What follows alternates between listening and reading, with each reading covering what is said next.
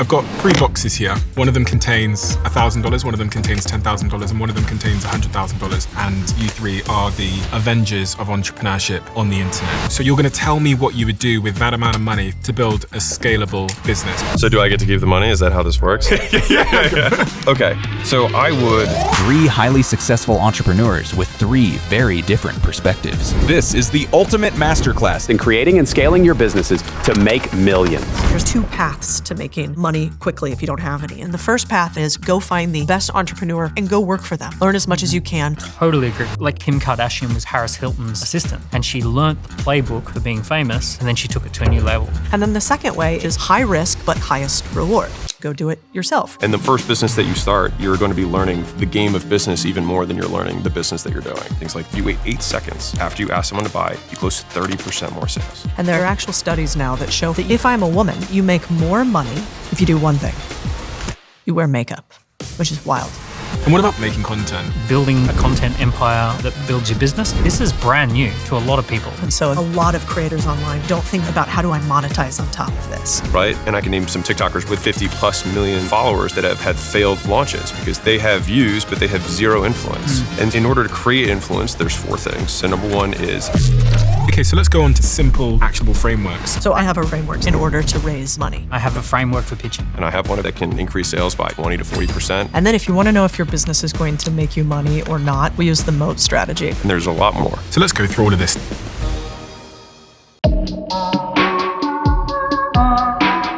Daniel, Codie, Alex, I feel like I have waited a long time to have this conversation with you 3 because in my mind, you 3 are the Avengers of entrepreneurship on the internet. And for very different reasons, you do very different things, you have very different perspectives, you run very different businesses. But for those people that are sat at home and they have an idea and they're mulling whether that is the idea worth pursuing, is there a framework for knowing if it's a good idea or a bad idea? What we use that comes from private equity, if you want to know if your business is going to make you money or not, or investable or not, we use the moat strategy, which is basically M stands for margin. So you want a business that actually makes you money, doesn't just generate revenue. And so a good business typically has at least 15% net margin. So that's the money you put in your pocket, right? So that's profit. Yeah, exactly. And then the O stands for operations. So operations being, can this thing actually scale over time, or will I really have a job, not a business? And what's the difference there? The difference between the 2 is if you have a job, not a business, that might be, for instance, without AI, if my entire business was just me talking continuously to camera and I'm an actor, it's really hard to turn acting to a business, right? You're trading time. Right. You're still an employee, you're just self-employed as opposed to a business owner. And there's a real difference between a CEO and a self-employed person. And then the A stands for advantage, which is, do I have an unfair advantage in my business? I think over time, all arbitrage windows close. So if you don't have some sort of advantage, it's hard to stay in business over a long time. An advantage might be, I have distribution because I have social media, so I can get more eyeballs. I can figure out how to talk to 2,000 people quickly because I can do it via video as opposed to knocking on 20 doors. Or it could be logistics, or it could be 10 years of experience in an industry. And then the T stands for TAM, total addressable market, which goes back to the doggy teeth issue, which is, is this a real market that enough people are interested in, that I can build a business that is big enough for me? And, to Alex's point, I don't think everybody should try to play the trillion or billion dollar game. In fact, I think it can be quite miserable to strive for billions. And so the total addressable market for your local fruit stand in your community may be a perfect amount of income for you, but let's actually know what amount of income is reasonable for you. And the cool thing about entrepreneurship in like today's age, the data is available everywhere. And so in private equity, you would take this model like that. So you'd go moat, I take them, and for each one, I rank them 1 to 10. And businesses, so margin, operations, advantage, total addressable market. Each one of them, a 10 is perfect, a 1 is the worst you could have. And businesses that are better than 30 across all 4, well, that's a fund it. That's a fundable business model. Businesses that are less than 30 but more than 20, that's a fix it. You've got some problems in the model. And businesses that are less than 20, that's a flee it. This is probably not right for you and a hard business to do. I think it's not just the people who are looking for a new opportunity or people who don't currently have a business. I personally think at the moment, every single person on the planet who has a business should assume that their business is on borrowed time, because AI is going to disrupt everything. And in that disruption, everyone has the opportunity to rethink whether they want a different opportunity or whether they want to pivot. It's the perfect time. I look at simple things when I'm thinking about, is it a good opportunity? I think every good business is built upon somebody's case study. So when I look at not just businesses as a thing on their own, I think businesses as a thing on their own have to be taken in consideration with who's the entrepreneur. So something that's a great opportunity for Codie may be just a disaster for me, and likewise. So I'm looking at the background of the entrepreneur. Do you have a case study to leverage? Do you have knowledge? Do you have a network? Do you have resources? Have you got a reputation in something? Because those are the things that we can then leverage. And then I'm just going to have a look at 3 little things. I'm going to say, this idea that you've got going forward, does this address someone's pain, right? Is there some sort of problem that this solves, and we could measure that, right? Because people pay to move a metric. They love to move some sort of a number. So is there a pain that we can measure, and can I take people out of that pain based on my story? The next thing is, does that type of person who I'm going to solve that for, do they have money to spend? Because ultimately, 60% of all the money is in the top 10%. So the top 10% have about 60% of the available disposable income. So groups that tend to have money is business owners, executives, people who've got accumulated wealth. So you're looking at like some sort of indication that you're selling to a group of people who have money. Underneath that top 10%, Amazon's already got them, McDonald's has already got them. That's a saturated part of the market. You're looking for that top 10% who've got disposable income. And then the final part is passion. Like, are you passionate about this? And my definition of passion is a willingness to suffer. So it's not, do you get joy from it? Not, are you super happy from it? It's, are you willing to suffer for this? Are you willing to have delayed gratification? Would an objective third party who looks at your behavior, who looks at the way that you show up in the world, would they agree that you seem to be willing to push through difficult times in order to have this? So those are some of the conversations I'd have with anyone, and not just people who are starting out, people who have already got a $100 million business. It's like the adult marshmallow test, basically. Yeah, I think Codie had a great framework in terms of thinking about this from an investing perspective for the people who are considering starting their first business. I like the pain, passion, profession angle of like, typically it'll be something that comes from a personal pain that you overcame, whether it's you had an eating disorder or you have kids who have allergies and you figured out how to pack lunches, or you figured out how to store stuff for twice as long because of some unique thing that you retrofitted a cooler with, whatever. Some passion, which is just like a hobby that's you're deeply interested in, or it's a profession, so something that you already currently do. Like, in a way, this is, I think, one of the easiest self-entrepreneur, self-employment path is just going from employed to self-employed, doing the same thing that somebody already pays you for.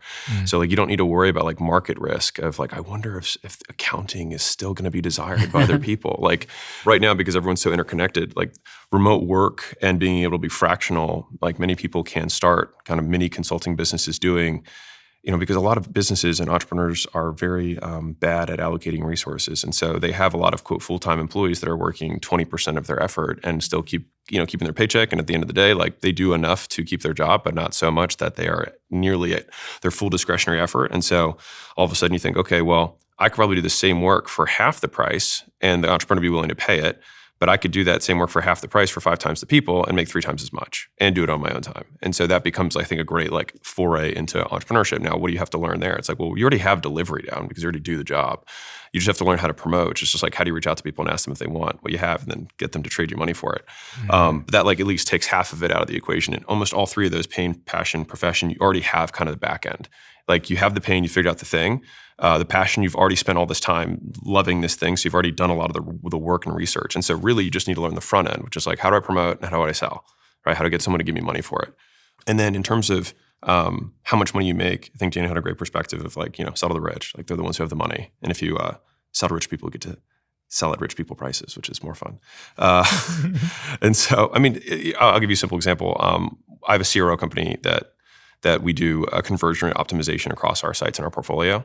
And so if that company works with an e-commerce business and they, add 10% to, top line and goes from 1 million to 1.1 million, they make $100,000 of value. If they work with an e-commerce business that's doing $100 million a year and they do the same exact work and they add 10%, they add $10 million a year. So it's 100 times more in terms of value that's being created. And so fundamentally, you have the value to create, your ability to negotiate a slice of that pie, how unique that is. As in, for example, I could have plenty of sales guys who are like, hey, Alex, I could sell millions of dollars of stuff for you. I'm like, yeah, but so could every other salesperson. So, You have significantly less, negotiating power, even if you have the negotiating skill, just because many other people can do it, right? And then the final component is risk, and that's the one that I would multiply everything by, which is how much risk do you take on. People often say this idea of selling to the rich, but as you explained it there, what it actually sounded more like is sell to the person who's going to yield the most returns from your skill. And I reflect on this because I spent the first half of my career doing social media marketing. Yeah. And I think I said this when we sat down, Codie, that I used to work with fast fashion companies or fashion companies, and the net return for the client of me selling them more dresses was tens of thousands. I then left that business and spent 2 years working in psychedelics in the biotech industry, where if this was around the meme stock thing, where if they could galvanize people on social media to care about their stock, the upside, the swing was billions of dollars. I was the only employee in this biotech firm that ended up listing on the NASDAQ for $3.2 billion. And so their remuneration to me for the 6 months contract was many millions. Yeah. Because they made billions. Yeah. So for me, they thought they were ripping me off. Yeah. And I think about it, funnily enough, when you put the same company on different stock markets, the company is worth wildly different. And I think the same about our skills, where think about the stock market where you're trading your skills. Yeah. I've got a small example of that, really small example. There was a guy who we worked with who was an occupational health and safety consultant. And inside the workplace, in a typical office, he would charge a couple of grand a day to go in. And it was about 10 days, so about 20 grand to do an occupational health and safety. And I asked him the question, what is the most dangerous workplace you've ever worked in? And he says, well, there's this type of manufacturing that has lasers, freezing stuff, boiling stuff, lava, the sharks, the whole thing, right? Whatever it is. And not actual sharks, but you get the idea. Yeah. And I said, do you know how to solve the problems of that workplace? And he says, yeah, I absolutely know how to fix those problems. I said, why don't you position yourself and why don't you run a campaign that you're one of the best in the world for that and that you're actually going to just run a campaign around that? Within a year, his day rate had gone to $20,000 a day from $2,000 a day, and a typical engagement had gone up to 400 grand, mainly because he went from, the same skill set, but he applied it to a much, more valuable environment. Podcasting is somewhat similar, because if I podcast in the UK, the amount of money I get per view from YouTube is half, versus if I do the same activity, the same amount of effort, the same amount of hours in the United States, the platforms pay me double for the same amount of views. And I think many of us are trying to get a pay rise from our boss or whatever, but actually thinking about, are you trading your skills on the highest return market is a great way. I used to hire writers at my old company, and those writers would be paid, $30,000, $40,000, $50,000, whatever it was in the UK. When I was working in biotech and we were looking for someone that could write about biotech, it was $250,000 the salary. It was 5 times more for the same fundamental skill of writing. I think that a lot of times when you're starting out as a brand new entrepreneur, it's scarier to sell to rich people. You're like, I don't know rich people. I'm not a rich person. I'm going to sell to my friends. That is very normal. That's the people that you have the closest proximity to. But the problem is that means you have to play the volume game. And the volume game is actually really hard. It's hard to get a lot of people to buy your thing. Incredibly difficult. It's actually much easier to get a few rich people to buy your thing. And so, we had this home inspection company, and I didn't know it at the time, but he was telling me they were having major cash issues in their business. And I could kind of tell, because when an entrepreneur is under stress, you can sort of see it, It's a visual thing too. And he was about 45 days away from running out of cash. And when I was sitting down and talking to him, I was trying to understand his business. Home inspection has been around forever. It's a normalized business. This business works, it functions, it has good margins, it's a roll-up for private equity. The business model is not the issue. So what was the issue? The issue was their client and their pricing. So he was trying to be the home inspector for everyone at a lower price point. And what does that mean? It means it was actually really hard for him to advertise because he wasn't niching down. He was competing with all of the major players. And he had very little margin because he was competing for people who couldn't afford very much in their home inspection costs. We made one change, which is we just said in front of his business name and in all of his ads, luxury home inspections instead of just San Diego home inspections or whatever city he was in previously. And that one change increased his margins by 45%, and they saved his business. He didn't do more volume, He didn't hire more people. He didn't get smarter. He didn't get better. He just sold to rich people instead. And because that increased the surface area that he was covering, so each house was like, I don't know, thousands of dollars instead of a couple $100 to inspect, his business was saved forever. And so I think protecting your profit is so crucial when you start a business, and nobody tells you that because it feels safer to sell things cheaply to people who don't have very much money. But there's that old adage, which is, try to work with a $50 client and they will say, I need everything under the sun for this $50 I'm going to give you. And then go to a $50,000 client and they'll say, wire sent. And so, so true. in the beginning, go for the 50,000. Yeah. And the last thing I'll say on that is also when you're a young gun entrepreneur, a lot of times people who have money, they got there through business 9 times out of 10. They see themselves in you as a young hard worker. You can often get away with things when you are young, working for somebody who is rich and sees themselves in you, especially in service businesses, that you just can't at volume when you're selling to people that really need that last dollar. And so I think that's why most businesses go service-based business. You trade your time for money in some sort of way. Then you productize the service. So now you make the service so other people can run it too. And then finally, you turn it into technology, software as a service. You increase your margin at every single one or your profit at every single one. But they're the same business. You're just smarter. You're a higher level entrepreneur when you're able to create tech around it. But really all tech is process at scale. And so it sounds scary when you're just starting out, but it's really just the difference between 10 years in entrepreneurship and learning and not. I think when you're starting out, a lot of times you sell out of your own wallet. To Codie's point, so it's like you have no dollars in your wallet, so you assume everyone else has no dollars in their wallets either, and you're so afraid of getting rejection that you continue to lower the price until you hear people say yes. But just as like a benchmark for people who are starting out is that like usually you're appropriately priced when 7 out of 10 people are saying no. That's like about the appropriate price. So if you have like, if I see a business and they're doing 80% close rates, as in like 80% of the people they talk to say yes, they usually have a double or triple in pricing just sitting there. If they're at like 60% close rates, they usually have a 1.5 to 2x price increase that's sitting there. If they're at 40 to 50, they've got a 50% price raise in there. And if they're right at that 30-ish, 35%, then they're usually appropriately priced. And if they're at 20, they just need to learn how to sell better. But but fundamentally I say this because usually, in the beginning of entrepreneurship, you're so afraid of hearing no. But the reality of it is that you need to be hearing no more than you hear yes to know that you're being appropriately priced. Because I way back in the day, I had a gym and I can't remember how many members it was, but I said, that's it. And I decided to triple my prices, which is a pretty big move when you have a recurring membership base. And so I gave everyone a trial of the new level of service I wanted to give. I wanted to go from large group to semi-private. And I tripled the price alongside that. And I lost 1/3 of my customers, but I had 2/3 of the people at 3 times the price. And so I made 2 times the revenue and I cut my costs by 2/3. And so I made a lot more money. And it was probably better for your clients as well. Yeah, it was a more better exclusive experience. 100%. And it was like right as I was beginning to learn how like pricing worked with profit in a business. And so, and by doing that tripling in price, it didn't like triple my profit. It did way more than that.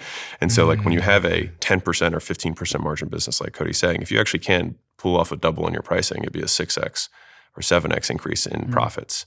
So there's a lot more sensitivity to that price number. What's interesting is that it's really just like, a lot of people are like, how do I raise my price? It's like you do the exact same thing you normally do. And then right when you're about to say the number, you just add a 0. and then you just act the same. Dan Kennedy had this great quote. He said, go as high as you can without cracking a smile. And I think that's usually a pretty decent place to start. Yeah, and if nobody is giving you pushback on pricing, that means you're too cheap immediately. Value metrics, I think, are so listen, the thing is, if you're a serious business person, you want to make more money, pricing is going to be really interesting to you. If you're not a serious person wanting to make a lot of money, pricing seems like such a boring conversation. This will never go viral on the internet except for people who actually are in the game of business. And they understand that pricing saves businesses. And the thing that I learned that I thought was wrong at first, and I'd be curious if you guys were the same, I thought it was wrong to charge different people different prices. I was like, no, everybody gets the same price. That's the right way to do business. And then I realized there's something called value metrics, which is basically your prices should be a representative of 3 things. usage? So does somebody use this service a ton? Then you should charge them more. Do they have a lot of users? Do lots of people use it on their behalf? Or then finally, value. How much value do they derive from it? Do they make a ton of money? Can they have some sort of quantifiable return? And if you're charging everybody $90 a month for whatever your service is, you are wasting a ton of money from a segment of your clients that would pay you way more. Like Typeform's a good example. I started using Typeform, started using it myself. They charged me $50 a month. Then I started running tens of thousands of surveys through there and I put my whole team on there. Now I'm paying $1,000 a month. Yep. It's the same fucking tool. Yes, it is. But I'm using it way more and I've got more of my team using my account as well. So they're charging me just over $1,000 a month. And they only had to acquire you, Yeah. which is amazing. So from acquiring one person and your cost of good or their cost of goods don't escalate at the same rate at all. So that's how these SaaS companies get this 80% margins. That's it. When you look at this little pyramid of customer segmentation, you get 1% of people who have 15% of the budget, 9% of people have 45% of the budget, 90% of people combine 40%, right?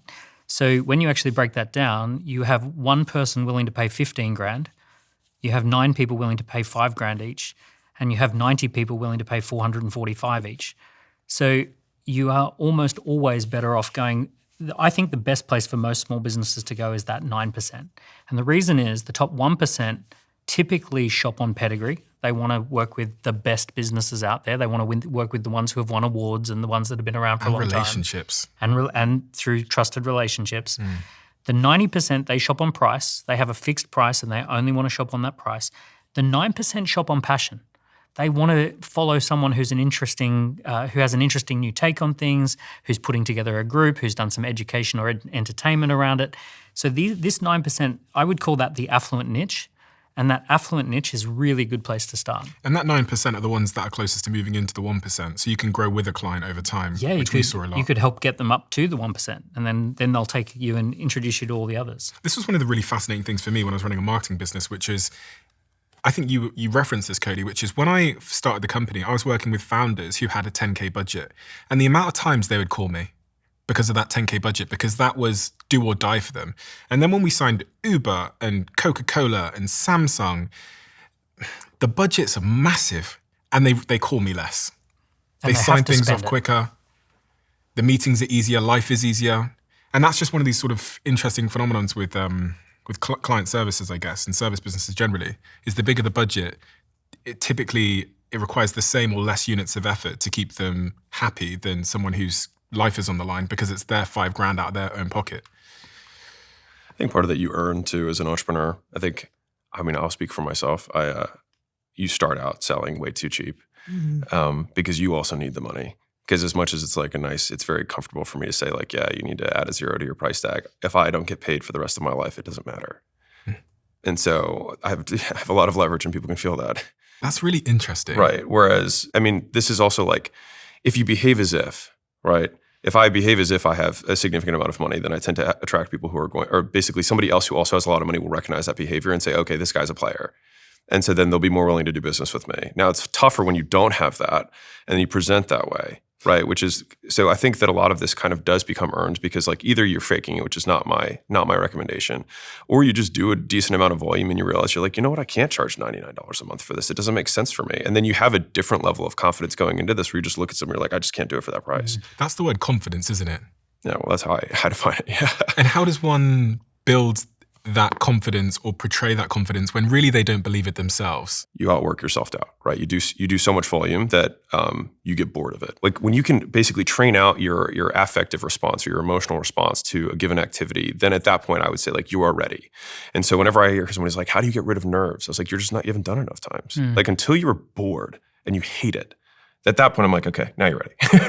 Is that what self-belief is to you? To me, yeah. There's two types of confidence. There's a confidence that comes from repetition. Sure. And I think it takes courage the first 30 times, and then you get a little bit of confidence, and then it takes courage, and then you get confidence. But I think it's 30 little blocks of 30 repetitions, and then you get rewarded with a little bit of confidence upgrade. That's one type of confidence. There's another type of confidence, which is an abundance of options. So let's say you run a lead generation campaign, and you want to get 10 clients, and you're hoping to sign up 10 clients, and 1,000 people respond. you end up with this with or without you energy. And the with or without you energy is, I'm going to be fine with or without you. I'm going to definitely make my 10 sales. I've got 1,000 leads. I've got 10 sales I can make. So therefore, it's out of balance. I go back and forth on this because the good thing about today, actually, is I think people do less than ever, but think that they do more than ever in entrepreneurship. And so we have a lot of mental masturbation that goes on. I've thought about this a lot. I've really pondered it. I've wondered about this. I've worried about it, et cetera, right? I've watched all these videos. I've consumed all this stuff, but I've actually done nothing. Keep watching the videos. And like and subscribe. But, if you take the quantity advice, then what you do when you try to go get a job, let's say, whether it's a job that you have in your business or you're trying to get an actual job, then you just go and you apply to 15,000 of them. I actually think you'd be much better off by applying to 5 and doing as much work as it would take to reach out to 15,000 to obsess on those 5. And so even if you haven't done 10,000 hours of painting somebody's house, if you go and sit down with AI, get in front of Perplexity, and you write down, okay, what does the average painting job cost? What are the problems that come up with painting jobs? Who is the most expensive? How do I upsell them? And you put together a package that is like, here is everything that you think you need to know data-wise on this job that I want. Like, you will be the 1%. Nobody preps for anything anymore to the degree that you need to execute. And so I don't think you always have to do the job if you do the preparation to show that you care about the job. And just think about it. Like, how many times have we all had people reach out to us and they're like, I want to come work for you, or I want to come get this job. And they're like, hey, can I send you a video of XYZ? And if I do it, then you'll hire me. Or can I do a sales pitch for you? You know what you should actually do? Make the video. Make the video, put together an entire prep document, put together a strategy document on why I should hire you, and make it so that it is almost impossible for somebody to say no to you, because it shows how obsessed you are in a world of super curious, uninterested, not that deep obsession. And I probably have hired 15, 20 people solely because obsession is rare and competence is rare. And if you can show those two things, you can be people who have been doing it for 20 years. Because I know many painters. We own one of the bigger painting franchises in the country. And I know very many painters that have all the experience, but they don't know how to properly communicate it and show the preparation that they've already done. Let's talk about that, because that's a function of really sales, I guess. That's sales, that's marketing. I was mulling the other day because I've just hired someone called Harry, who's our new head of happiness in Flight Story, and she didn't just make a 7-minute video. She also sent the video via unsaturated, less noisy channels, and it made me think about this framework of the resonance of the message and the high signalness of the medium. Yeah. Because as you'll all know, you're getting DMs from people that say any job's going. That's like low emotional resonance and a terrible medium. So I think of it as like this 4 sort of square quadrant, where in the top right of the quadrant you have message at the 7-minute video, but then figuring out how to get it round back past the PAs, not into the saturated inboxes, maybe into the post. I think post is so like unbelievably unappreciated as a medium in a world of like laziness, where nobody wants to like go to the post box. You're all on the receiving ends of thousands of DMs and messages a month, and sometimes some of them get through. Sometimes some of them result in someone being offered a job or you investing in their company. So if I'm listening at home and I'm thinking, okay, I've got 4 people here who get thousands of DMs, what is the secret that penetrates your fortresses? I would be careful reaching out to people who have millions of followers, because it's hard for you if you've never had millions of followers or even hundreds of thousands of followers. It would blow most people's minds just how much traffic is moving in the background on any given day. There are plenty of people who have 10,000 followers or 20,000 followers, or they've got a very successful business. They don't get 1,000 emails a day. They get maybe 1,000 emails a year. So there's something that you can reach out with, which is called a proof story, which you mentioned. And the format that I like to use is, I did something special. I recently worked with a extremely famous YouTuber who has over 22 million followers. And we were able to spin out a new business, which became very, very successful and exitable. And that business got 10 million worth of revenue in the first 6 months.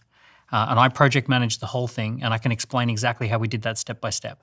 So the format is, I did something special with a certain type of person.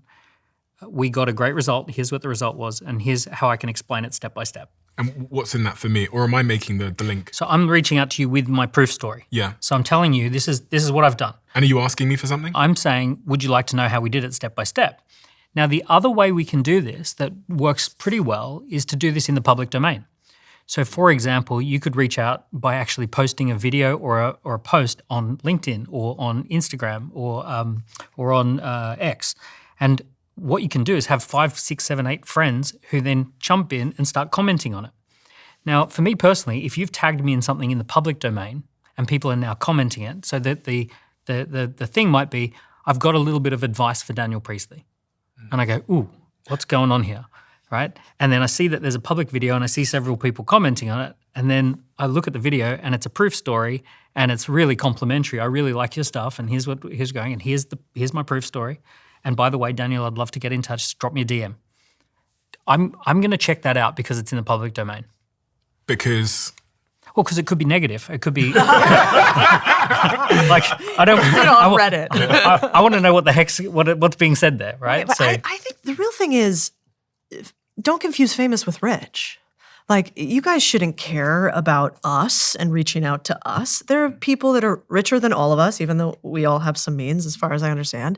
There are people that are way richer than us, that nobody knows, that nobody's reaching out to, that want to give you their money. And so I think a lot of people spend time focusing on fame as opposed to rich. And when you're young, who cares? Like, if you can't eat fame, fame is not lasting. We will all be totally irrelevant, probably sooner than we even want to. Just speak for yourself, Codie. Like and subscribe. Alex will be remembered in 500 years. Yeah. So, like, for young people, I do think sometimes because we get DMs, we think that it's important. But if you're watching this, you should really be obsessed with just making money. And then you can be sitting at a table like this and not worry about, slipping into our DMs. I mean, the richest guy that you know probably started a sprinkler head company, lives down your street in a big house. And if you went and knocked on his door and asked him how he made it and if you could do a service for him, he would probably let you. Yeah. So true. I wouldn't mess around with famous people. The people that gave me my first leg up in the world of business were they didn't have followers. No. They were some guy who had built a business similar in the city and was now living out in Monaco, living an isolated life. It was someone who'd sold some kind of company, was running, some kind of marketing business. And they were at that level. They were probably at the $50 million level in terms of net worth. And they were delighted to have an email from me tickling their ego. Of course, and saying that I was reading their blog, etc. Yeah. It's very exhausting to do the very deep level of work that you do in order to get a high level client and then have no response, right? That can be really extinguishing from a behavior perspective.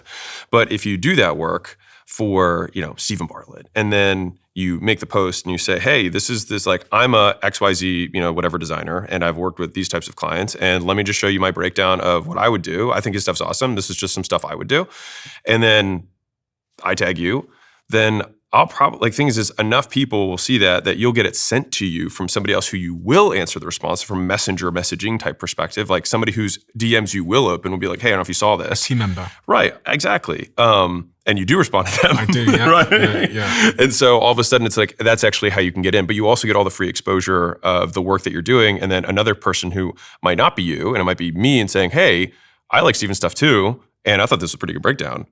Hey, do you have services, you're gonna in exchange for money? You're going to intercept my... Yeah, totally. I'm going to nab that shit. And so yeah, I actually really like that perspective because it allows the work that you do for your lead magnets to basically double as content. And so it doubles as promotion. And so you kind of get multiple bites of the apple, which I think is really good. And I think if you do it, though, be sure you're good. Because the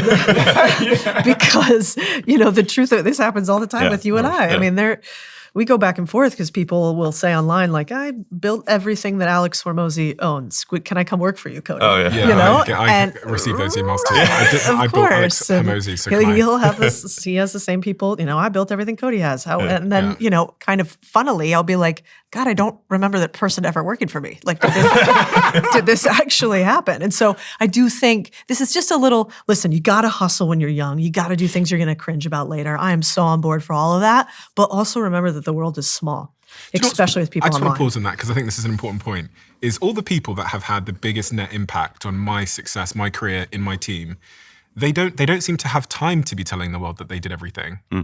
Yeah. I mean, Jack is a good example. Jack was here from episode 1 of the podcast. But Jack, in my view, is doing the least personal branding, milking the cow.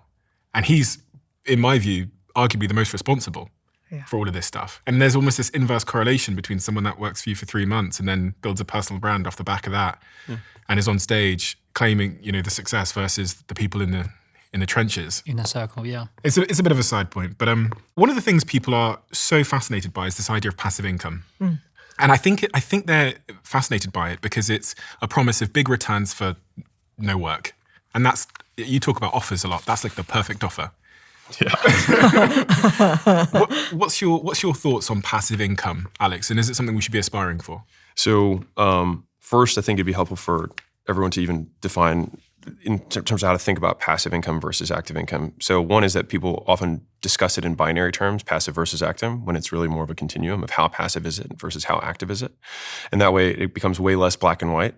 When I think about passive versus active, when people are starting out, I generally just discard it entirely because they typically don't have sufficient capital in order to actually make meaningful passive income, and they would get significantly higher returns on increasing their active income. And virtually every extremely rich person who's self-made, as my asterisk, generally has gigantic active income and only begins to look at passive when they have so much money from reinvesting in their higher return things, which is what got them this very large active income, that they're like, where else should I put it? And then at that point, it's really a question of diversification, which is like, how much more do I not want to double down on the main thing? And that's a completely personal question. And there is no, in my opinion, there's no right answer to that because that's a fundamental, like, how much risk do I want to take, which I see is entirely personal. But I'll give you a real example of like an investment I made 5 years ago, which was we did exited the business and I had more time on my hands. And I was like, okay, well, why don't I just start spending, a couple $1,000,000 a year on making content? Now that had basically zero return in that time period. But if I were to look at the return on capital for that, $2 million a year I did for the first few years compared to today, it was probably the highest return capital that I made. But was that a passive? No, it's definitely not passive. It was 100% active from an investing perspective. And so this is when people are like, what do you mean by invest in yourself? I mean that, right? Like you're investing in either the skills that you're acquiring, the businesses that you have, and a very simple investment a lot of times can get you ideally leverage on your time. And so I would rather think for the person who's starting out, not like, how do I make this passive? I'd rather say, how do I get more leverage on my active? And so like I could start by shoveling snow in the beginning. And then once I save up enough of my shekels, then I'll buy a snow blower. And all of a sudden I can go from doing, 1 driveway an hour to doing 3 driveways an hour. And then boom, I tripled my income. Now for that 1 week that my cash flow is down because I had to buy the equipment, I'll have made less money, but then I'll very quickly recoup it. Now to the same degree, that's in a capital expense from an equipment perspective, but you can do the same thing from a skills perspective I give a classic example of a phlebotomist as somebody who draws blood. In the US, I think they make somewhere in the neighborhood of like $25 an hour, something like that.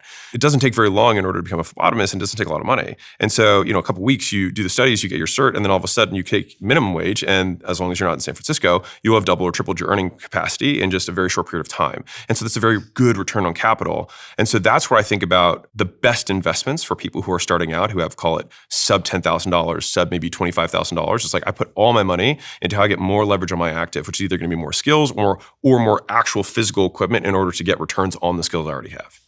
Interesting. More leverage on my time. I personally like the idea of asset income versus passive income. So if you actually look at what's really going on with passive income, it's that there is an asset, and that asset is in some way generating income. So for example, you own a house and you get rental income, or you write a book and you've got intellectual property, and that intellectual property generates a royalty income. So first there's an asset. Income follows assets. So the first thing you need is an asset, and then you get the yield from the asset. And there's traditional assets, which are very, very good if you've already made money or you already have money and you want to park it somewhere and you want to stay ahead of inflation. Traditional assets are terrible for trying to make money. Give me an example of a traditional asset in this definition. I think of something like art, wine, and watches as more like a speculation, or perhaps a store of value. But then there's something else which is called a performance asset. And a performance asset is typically intellectual property, media, code, or data. And when you have these performance assets, if you can build these are ones you don't have to buy, you build them. So for example, you could write a book and now you've got intellectual property. You could build a system like a SaaS platform. and now that SaaS platform is in some way an asset, and you can rent that out to more people. You could build a database of 1,000 people and build a relationship with those 1,000 people, and then every time you write one email, it goes out to 1,000 people, and they get a little newsletter. So that's a performance asset. So typically, when you look at the people around this table, we're very lucky to have a lot of performance assets, big followings, lots of media and content, books that we've written. So these are kind of like the performance assets that anyone can create. It used to be, until very, very recently, that you just couldn't build assets. Like you couldn't, it was very, very difficult. But we live in this magical moment where almost anyone with a phone and a laptop can start creating performance assets with intellectual property, media, data, and code. And then you can basically start the process of building those assets, and then those assets produce more income. Here's my conspiracy theory about passive income. And I think that passive income, it's a tax code, right? It is a real thing. It exists. You pay less money to the government if you have passive income than active income. Like that's where the word comes from. But I think the reason that it's been so idealized is because there's an entire industry where people have told all of us for decades that they are better at managing our money than we are. That's the mutual fund industry, that's the investment industry, that's the real estate industry, that's the private equity industry. And they have said, we are professionals, and thus we will charge you 2 and 20, we'll charge you an investment fee on top of your assets for you to give us, the professionals, your money to beat inflation over time. The problem is that, to your point, they will never make you wealthy. Investing over time in those assets are great for beating inflation or making sure you have downside protection for your cash over time in order to allow it to grow and have diversification. But they're very bad if you want to get rich. If you want to get rich, you're not going to get rich in mutual funds and sitting it in somebody else's private equity fund. The people who get rich off those things, they do the active income. They're the ones who are running the private equity fund. They're the ones that are running the private equity companies, and they're the ones that are running the real estate. And so there's this fascinating world we live in, actually, where people think that it is better and more sophisticated to not teach you how to become capable of running your own business and creating active income, but that instead you're more sophisticated if you're on Wall Street. And so I think that passive income was actually, in a lot of ways, a way for the wealthy class to gain a lot of our assets. But people click it. And this is why there's a generation of younger people as well that are obsessed with trying to figure out how to make passive income. It's clickbait, isn't it? I think it's Forex clickbait, trading. But I think it's almost deeper than that. I think it is actually that it sounds, if Alex says this, I say it too, but like invest in yourself. People are like, what does that mean? Of course I'm trying to, but how do I invest in myself? That's hard. I don't know exactly how to do it. What are you trying to sell me courses or tell me to buy your books or whatever? And that's the reaction. But the truth of the matter is that you will never be able to have the return on investment in somebody else's asset that you will in yourself. You just won't. Okay, so let's go on to that then, investing in yourself. If you were starting out in your career today without the skills that you have, without the audience that you have, and you had to choose how to invest in yourself, what is that investment you would make in yourself today in 2025?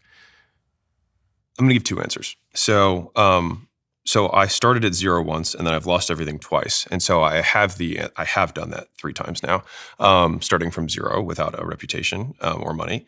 And so what I did in all 3 times was the same thing, which was the first thing I did was I learned how to advertise, which is how do I let people know about the stuff I have. The second thing I did was that I went to people who had an existing business, and I said, hey, for as little money as possible, what would you do to fulfill your existing services? And then when someone, I would then use the advertising that I had. So at the time it was Facebook ads. I would run ads, and then I would sell those leads into that business based on the predetermined price. And so let's say it's a chiropractor, or for me, it was a gym.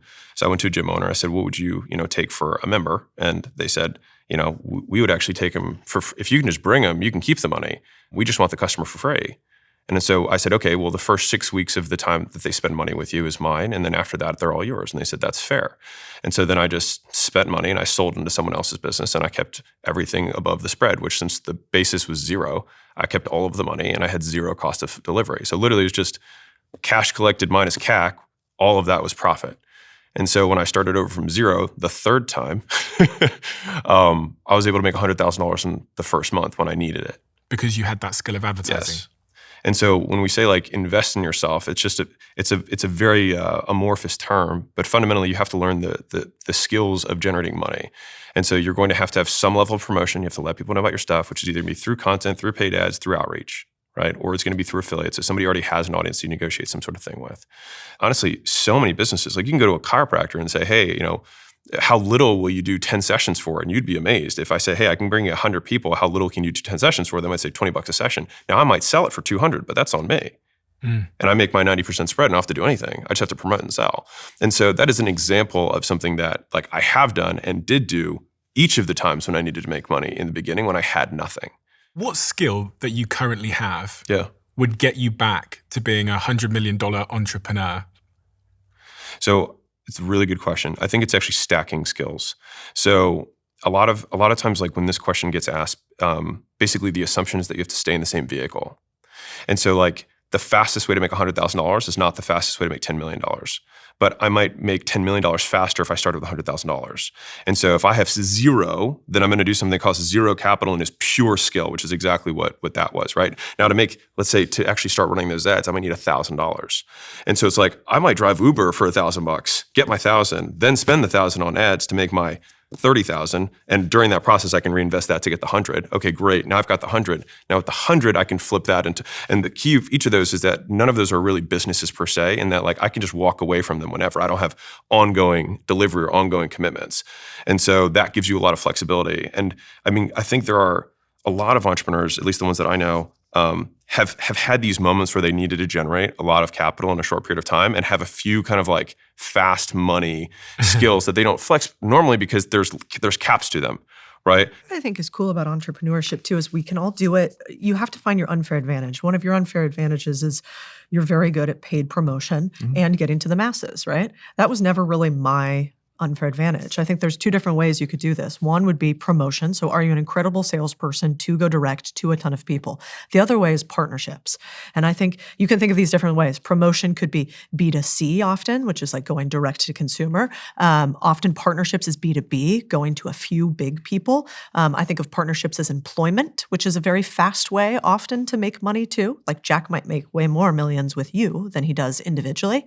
And so my background, when I didn't have any cash, I didn't know how to go to people directly. I didn't know how to do paid ads. I wasn't sure how to do promotion, which is a volume game that you have to be good at. So I went towards partnerships. I said, I can get to fewer, bigger, faster. I can't get to many fast.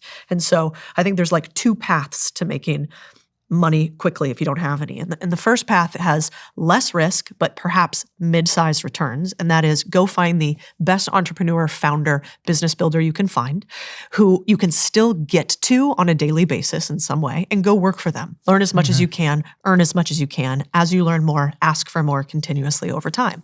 This is how, Sheryl Sandberg is one of the richest people in the world, and she's never had her own business, right? She's only worked for other people, and she's doing just fine. So I think that's the first way. And that would be what I would call partnerships or employment. And then the second way is to go do it yourself, right? Which is high risk, but probably highest reward. And in that instance, you have to go and figure out how to get people to buy your things continuously over time. But like when I didn't have money in the beginning, I'd gotten out of finance. I didn't want to work for somebody else again. I was pretty miserable. I had worked for 1 billion hours for people in investment banking and asset management. And I had massive golden handcuffs. Like I made a lot of money and I had no brilliant idea. I didn't have a business idea. I had no idea what to do next. And I'm pretty risk averse, actually. I was like way too scared to go do what you guys all did, which is start businesses from scratch. And so instead, I partnered up. I went to another company that needed to raise capital and get a few investments in it. And I went to them and said, I can raise money from a few of these people that I know. If I do that, can I negotiate a little bit of equity in the company? Can I negotiate upside return for the money and dollars that I bring in? And I want to be a partner in the company. And so you don't always have to start your own thing. If you can negotiate with partnerships, I think sometimes you can skip to the front of the line if you're not a great natural salesperson, or marketer. And so you really just need to decide which one. And neither of them are better than any other. They're just better for you. The amount of resources you have access to is a factor of knowledge, network, and reputation. So at all times, you're trying to build your knowledge, you're trying to build your network, you're trying to build your reputation. Now, a lot of people are worried about the knowledge, but they've probably done interesting things already in their history. They're probably, if they looked over the last 3, 4, 5 years, they could say, actually, I've done all sorts of things, but I've never told anyone about that. Right? I've never actually I've never posted on LinkedIn, I've never posted an update telling people what I've done. So therefore, I've actually got things that could build a reputation, but I've never leveraged that reputation. If you're a young person especially, network is actually, you've got a superpower with network. And I'll tell you why, because if you go to a private bank that normally banks people with 3 million, but you say, I want to be an entrepreneur, I want to come to some of your entrepreneur events that you host, they'll bring you along because you're an ambitious young person. If you go to a large accounting firm and say, do you ever host big events? Could I attend some? Can I jump on a newsletter that lets people know about the events? They'll invite you along. And I'm talking about like Ernst & Young and KPMG. Every single week they've got some thing that they're doing in their offices. They've got experts, they've got rich people, they've got all that sort of stuff happening there, and they'll invite you along. So you've got this ability to build your network, you've got this ability to leverage your reputation. I actually don't think that you can make good decisions about the knowledge on your own. I think you need someone who's at the higher level to tell you this is the skills you should go for, these are the things you should do. So for example, at the time that Alex did ads, it was a great time for doing ads. Mm-hmm. But now fast forward to today, it's probably better to study AI and to bring that to the table. So sometimes those things change. So let's say you figure out what is your reputation, what can you talk about when you're in front of people. You go networking, you go to a few of these events, you outreach, you get yourself in front of some people, and you actually ask the question, what kind of skills do I need? What sort of, I need to build my skills, I need to build my knowledge. What do you think would be a valuable thing to do? Because people who are at that next level up, they're noticing what they need, they're noticing what's hot, what's not. So they're going to be able to teach you or guide you. And to Codie's point, you want to have a mentor in your life. You want to have someone who's been there, done it. You want to, partner with a bigger organization and get some of those. Before Kim Kardashian was Kim Kardashian, she was Paris Hilton's assistant.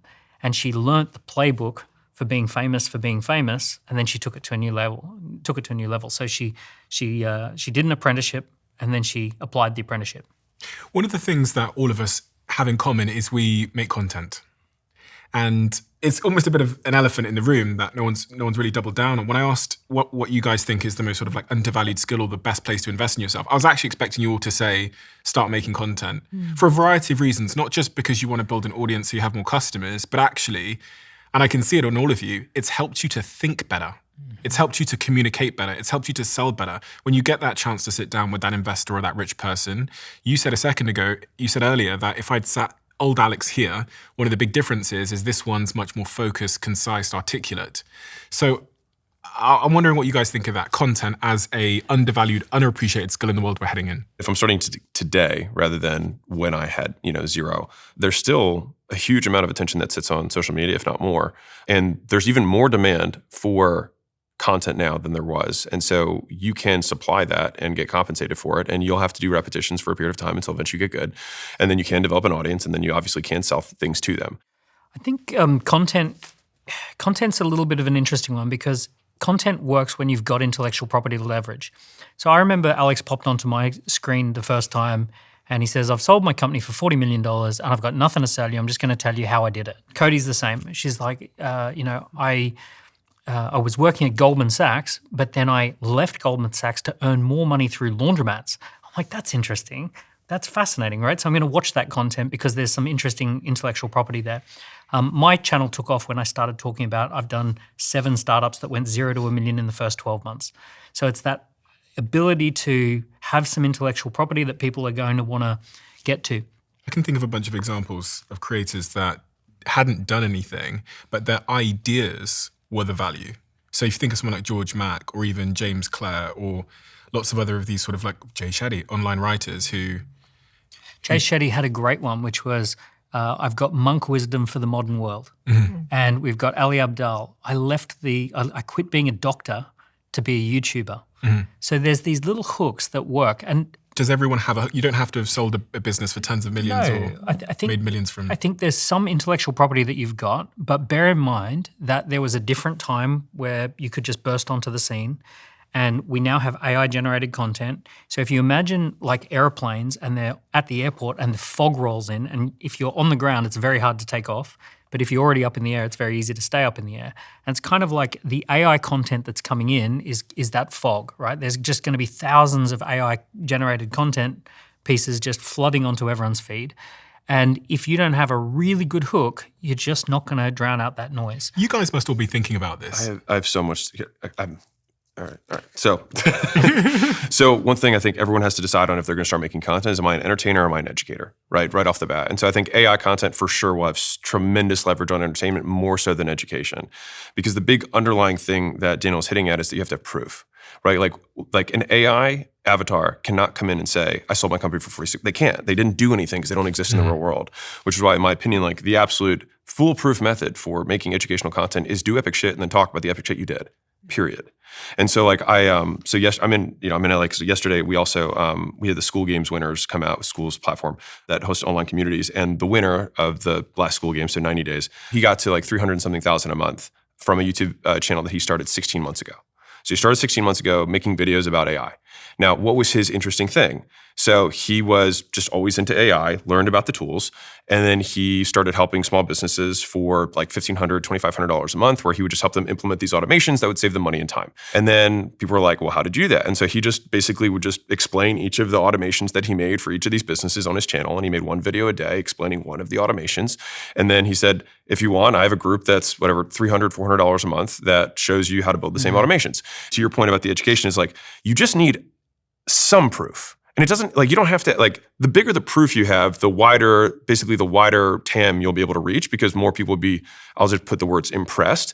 If you just are in your 20s, and to be fair, you've just quit Goldman Sachs, it's like, that is enough of a thing that, because it's a 1% type deal, right? But you can 1% through achievement.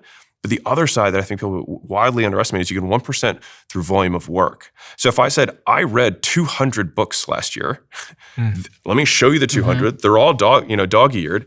Let me tell you what I learned. Like, I'd be like, well, shoot. Because I think everybody wants a bargain on time, right? Like, I went on 100 speed dates.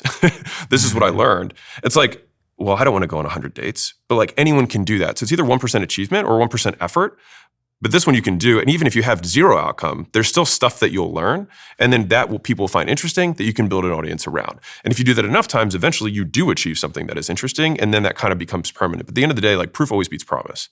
I also think anybody can go viral online with one of two things. We've talked a lot about experience. So if you do have experience, if you built $1 billion in assets under management business, gone to Goldman, built 7 startups, that's incredible. That's not normal. That's totally fine. But that means that you could just have the everyday other E of starting the experience. I think we obsess on expertise. Expertise is the way to make content online and make millions. But what about just the experience? You could say, actually, I've done nothing. I'm a college dropout. I've fucked around a lot. I don't have much figured out, but over the next year, I'm going to try to make $1 million.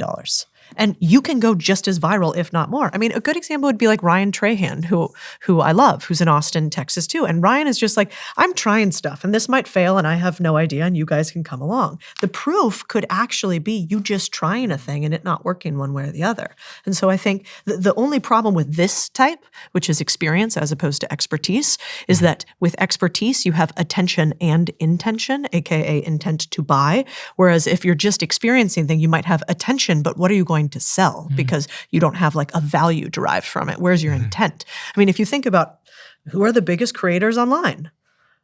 OnlyFans, the Kardashians, what are the biggest websites online? Porn sites. That's a lot of attention, but the intent to buy is going to be low for any of those over time writ large. And so I think you have to ask yourself, okay, if I get a ton of attention, let's make sure I'm really thoughtful on what I get attention for. And then let's think about once I have that attention, where do I actually have some sort of expertise or value that I can trade in order for people to have an intent to buy? And I think about it like this. Rihanna, huge star, right? Big celebrity, billionaire now because of Fenty Beauty. Drake, giant celebrity, arguably more views, more hits than Rihanna, worth 1/5, 1/6, 1/8 what Rihanna is worth. Why? Because he has tons of attention, but he hasn't actually done much to get intent to buy from him. And so Rihanna's just categorically better, if we define better as bank account and scoreboard on net worth, than Drake is at monetizing their intention. And so I think that a lot of creators online think too much about views, likes, subscribes, and don't think very much about how do I monetize on top of this? Because nobody stays relevant forever online. And so I think while you're in the spotlight, you do have to think about how you're going to convert that funnel in some way. That's a really great point. A lot of the people you see blowing up online, they do have a back end that monetizes it because, to your point, it costs money. You know, I probably spend $40,000, $50,000 a month just on retainers of people who are working on that stuff.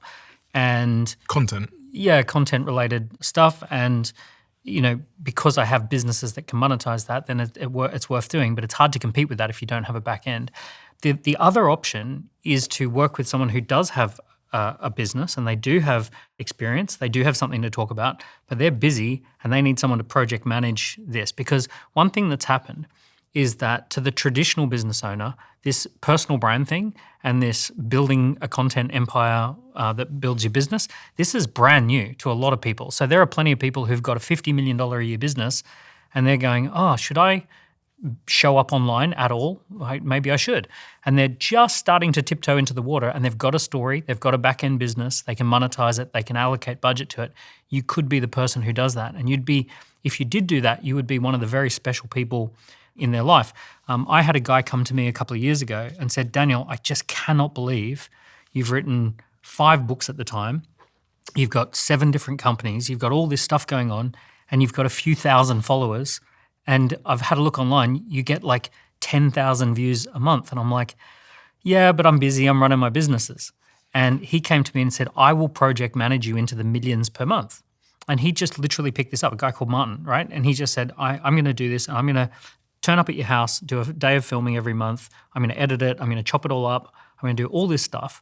And I'll project manage the whole thing. Now, the two of us are very close now. We've got a good relationship. And he's now got an idea for an AI startup. And I'm going to back that. Every single one of you watching this right now has something to offer, whether it's knowledge or skills or experience, and that means you have value. StanStore, the platform I co-own, who are one of the sponsors of this podcast, turns your knowledge into a business through one single click. You can sell digital products, coaching, communities, and you don't need any coding experience either, just the drive to start. This is a business I really believe in, and already $300 million has been earned by creators, coaches, and entrepreneurs just like you have the potential to be on StanStore. These are people who didn't wait, who heard me saying things like this, and instead of procrastinating, started building, then launched something, and now they're getting paid to do it. Stan is incredibly simple and incredibly easy, and you can link it with a Shopify store that you're already using if you want to. I'm on it, and so is my girlfriend and many of my team. So if you want to join, start by launching your own business with a free 30-day trial. Visit stephenbartlett.stan.store and get yours set up within minutes. If you guys were starting from zero today, with AI in the picture and all of these platforms and the way things are going, I've spent a lot of time thinking about the next big opportunity in content, and I think about the next big platform. Where would you be starting today based on who you guys are and the skills that you have and the things you're interested in? It's probably a better way of saying it. Would you be on LinkedIn posting once a day? Would you be on TikTok making videos? Would you be on YouTube starting a channel? Would you start a newsletter? And with AI in the picture, I think it changes the answer because content is going to become very easy to make. So where does the value accrue to? Like, where does the value move to in a world where a kid in Mumbai could make a reel or a quote picture now with ChatGPT? So where is the value going to accrue, and how are you going to milk that cow? How are you going to capitalize? Like, what is the one thesis you have about the future of content that you haven't told anybody yet? Tell me. Well, I'll tell you mine. I want to ask a question too for everybody at the end of I'll give you my quick thing. One, I will say and I'd be curious if you all agree. When I first started making content, most people that I knew thought it was really cringe, actually. They're like, why would you make content? If you've actually had any success that you supposed to have had, why would you be so idiotic as to be on the internet making content? It can't be true that you've done these things if you're making TikToks all day. And I think they totally missed the boat that like the 21st century currency is attention, and attention could be bought with ads, or attention could be bought in a different way, but through organic content creation. And so you go like cringe to content to conversion. And actually, I think all of us would probably agree it was a pretty good play. But like, I'm sure, did you guys all get laughed at when you first got on the internet? Of course. Yeah, right? Never. Still get laughed at now. I still get laughed at. So like, I just want to prepare. If you get online, be prepared. People will think you're idiotic. And your friends. And your friends. The shedding period where you transition to 100%. And people who are serious for whatever reason have not figured out that there is a huge arbitrage opportunity with being known. Even if you don't care about the views, and all I have as something that's a differentiator is that if I ping Steven, you'll respond to me because I am somehow I have some presence online. Same with Alex, same, right? With all of us. And so one, I just want to say that up front because it will suck. I'm in these creator groups, and at some point, it just happened yesterday. I'm in a group with like some of the biggest creators in the world, and all of them were listening. I mean, maybe 50 responses of a moment where everybody hated them on the internet. It was super dark. They couldn't stop watching and reading the comments, and they felt like there was like a fight or flight situation from a bunch of strangers. And so I think it's worth just saying content can have a little bit of a downside, and you got to like protect against that, but like also go full fucking bore into it because who cares? You'll be forgotten anyways. And embarrassment is the price of entry, as they say. Yeah. And we've all faced that and had to go through that to get to the other side. Now I want your content secret. We talk about social media, and I think there's been a lot of talk about it shifting really more towards interest media rather than social media, right? Mm-hmm. So I think this is extremely important because what Codie was referencing earlier is, again, entertainment versus education. And so Rihanna and Drake, I see both as entertainers. Now, what's interesting is that where do they have influence? So she used the word intent, but fundamentally I say, like, how do we increase the likelihood someone complies with a request or complies with a solicitation, right? If I tell you to do something, we've all seen some creators who have tiny audiences, but if they say, hey, go do this thing, they have 100%, not really 100, but they have a huge conversion on a very small audience. And then other people, I can name some TikTokers right now that have, 50 plus million followers that have had 13 failed launches because they have views, but they have zero influence. No one listens to them for their advice. And so in order to create influence, there's 4 things. So number one is, and so I just remember SPCL, right? So you have status. So somebody who controls scarce resources. So a bartender at a bar, there's alcohol behind them. It's a scarce resource. In the bar, they have status. When they walk outside of the bar, no one cares about them. But in the bar, they have status, right? So they give influence. The second is power. And so power is basically say-do correspondence, meaning if I tell you to do something, follow these instructions, and a good thing happens, then I'll increase the likelihood that you comply with requests in the future. And so, like, for example, Martha Stewart was the first self-made female billionaire, and I think there's a huge amount of reasons for that. And one of the biggest ones is that she literally gave people recipes, and they followed the recipes, and they had a good thing happen. And then people told them they were great, and this cake was great, and this lasagna was amazing. Their family, their friends, they also got status. So a massive good thing happened after following explicit directions. And so then when she said, follow my next directions and buy this thing, people said, okay, the last 10 times I did it, it worked. I'll do this too. And so that's why she had so much influence. The next is credibility, which is, do you have proof, right? Now, all of these can happen at the same time or separately. So I'm trying to give more isolated examples for each of them, but like one thing can check multiple boxes. So if I say, hey, I sold a company for $46.2 million, I have money, which is where status comes from, but I also have credibility that the stuff that I do works. I wouldn't have power yet, though, until I say, hey, if you take what you're currently doing and then add a bonus, urgency, scarcity, a guarantee, think about a value equation, all of a sudden you can sell it for way more money, and then you follow those instructions, and then you do make more money, then you're like, now I'll be more likely to comply with this person's request in the future. And so then that person gains influence. And then the fourth L is likeness, right? Do they look like me? Right? Do they act like me? Which is both, physical, but also psychographic. Like, do they share the same values as me? Are they similar? And so if I have 2 people that both have SPC, so they have status, they have power, they have credibility, and then one of them just also looks like me, I'm more likely to listen to that person. So each of these are additive. So if you have all 4, you'll be more influential, right? And so laddering this back up to conversion, we think, okay, well, if I'm going to make content with the purpose of conversion, then I want to make stuff that demonstrates these 4 things. Right? And so that is why educators typically have significantly smaller audiences, but can usually generate a lot more money than entertainers can. And entertainers typically can monetize almost exclusively through sponsorships as the most efficient means or vehicle. Now, where does an entertainer have influence? Rihanna is beautiful. And so she does have credibility in terms of beauty. She does have, and then especially if she starts making content around that stuff, she takes her entertainment audience, but she's talking about something she has credibility to, and then she can add power to that because people start following what she does, right? And then they start looking a good way, and then they say, you know what, she really does know what she's talking about here. And then all of a sudden, when she does point people to to a thing that they can buy, then they're more likely to do so. And so it's how do we merge those two things together? And then when we're making the content, and I think a lot of people who are starting out are very obsessed with views, which I would strongly recommend, especially in this interest media time, that it's so irrelevant. And what I mean by that is, if we think, all right, I want to start a bait and tackle dropshipping business, whatever, right? For fishermen. Well, if I just start making videos on philosophy, I might get way more views than I do if I make videos on bait and tackle stuff. But the likelihood that the people who are watching philosophy also want bait and tackle is very low. And because the content is now the targeting for social, like if anyone's run ads before, you have to select, okay, I think I want 42-year-olds and I want men and I want whatever, right? As you go through it. But the thing is that the algorithms are so good and the AI is so good at understanding what the content is about, and they also know what type of people consume this type of content. They just do the targeting for you. And so if you want to reach a certain type of person, you just only make content that certain type of person wants to consume. So it's actually easier now than it was before. And so you can have a 40,000 person audience, but that 40,000 person audience might be made up entirely of fishermen who buy tackle, which I'll bet you'll crush.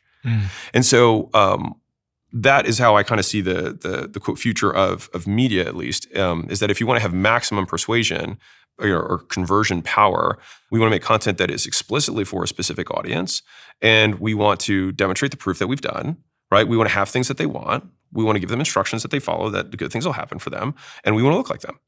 And if you do that, you have somebody who's going to make a lot of money from an audience.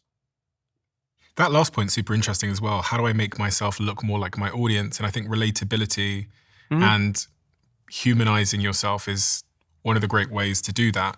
I think it's a very fair point. I mean, I also think it's not just physical traits. So, let's say that you don't look like the audience that you want physically. What are the values that audience has that you can have them see themselves in you? And it's kind of like whether or not you like the guy, who cares? But let's say, Trump, for instance, really looks not a lot like his audience predominantly, in suits and ties constantly, sort of a blue blood billionaire from the East Coast. How does he associate with this group of people where really he doesn't look like them on average? Well, it's because they believe that he has a similar moral compass to them. They believe that he has similar ethics to them.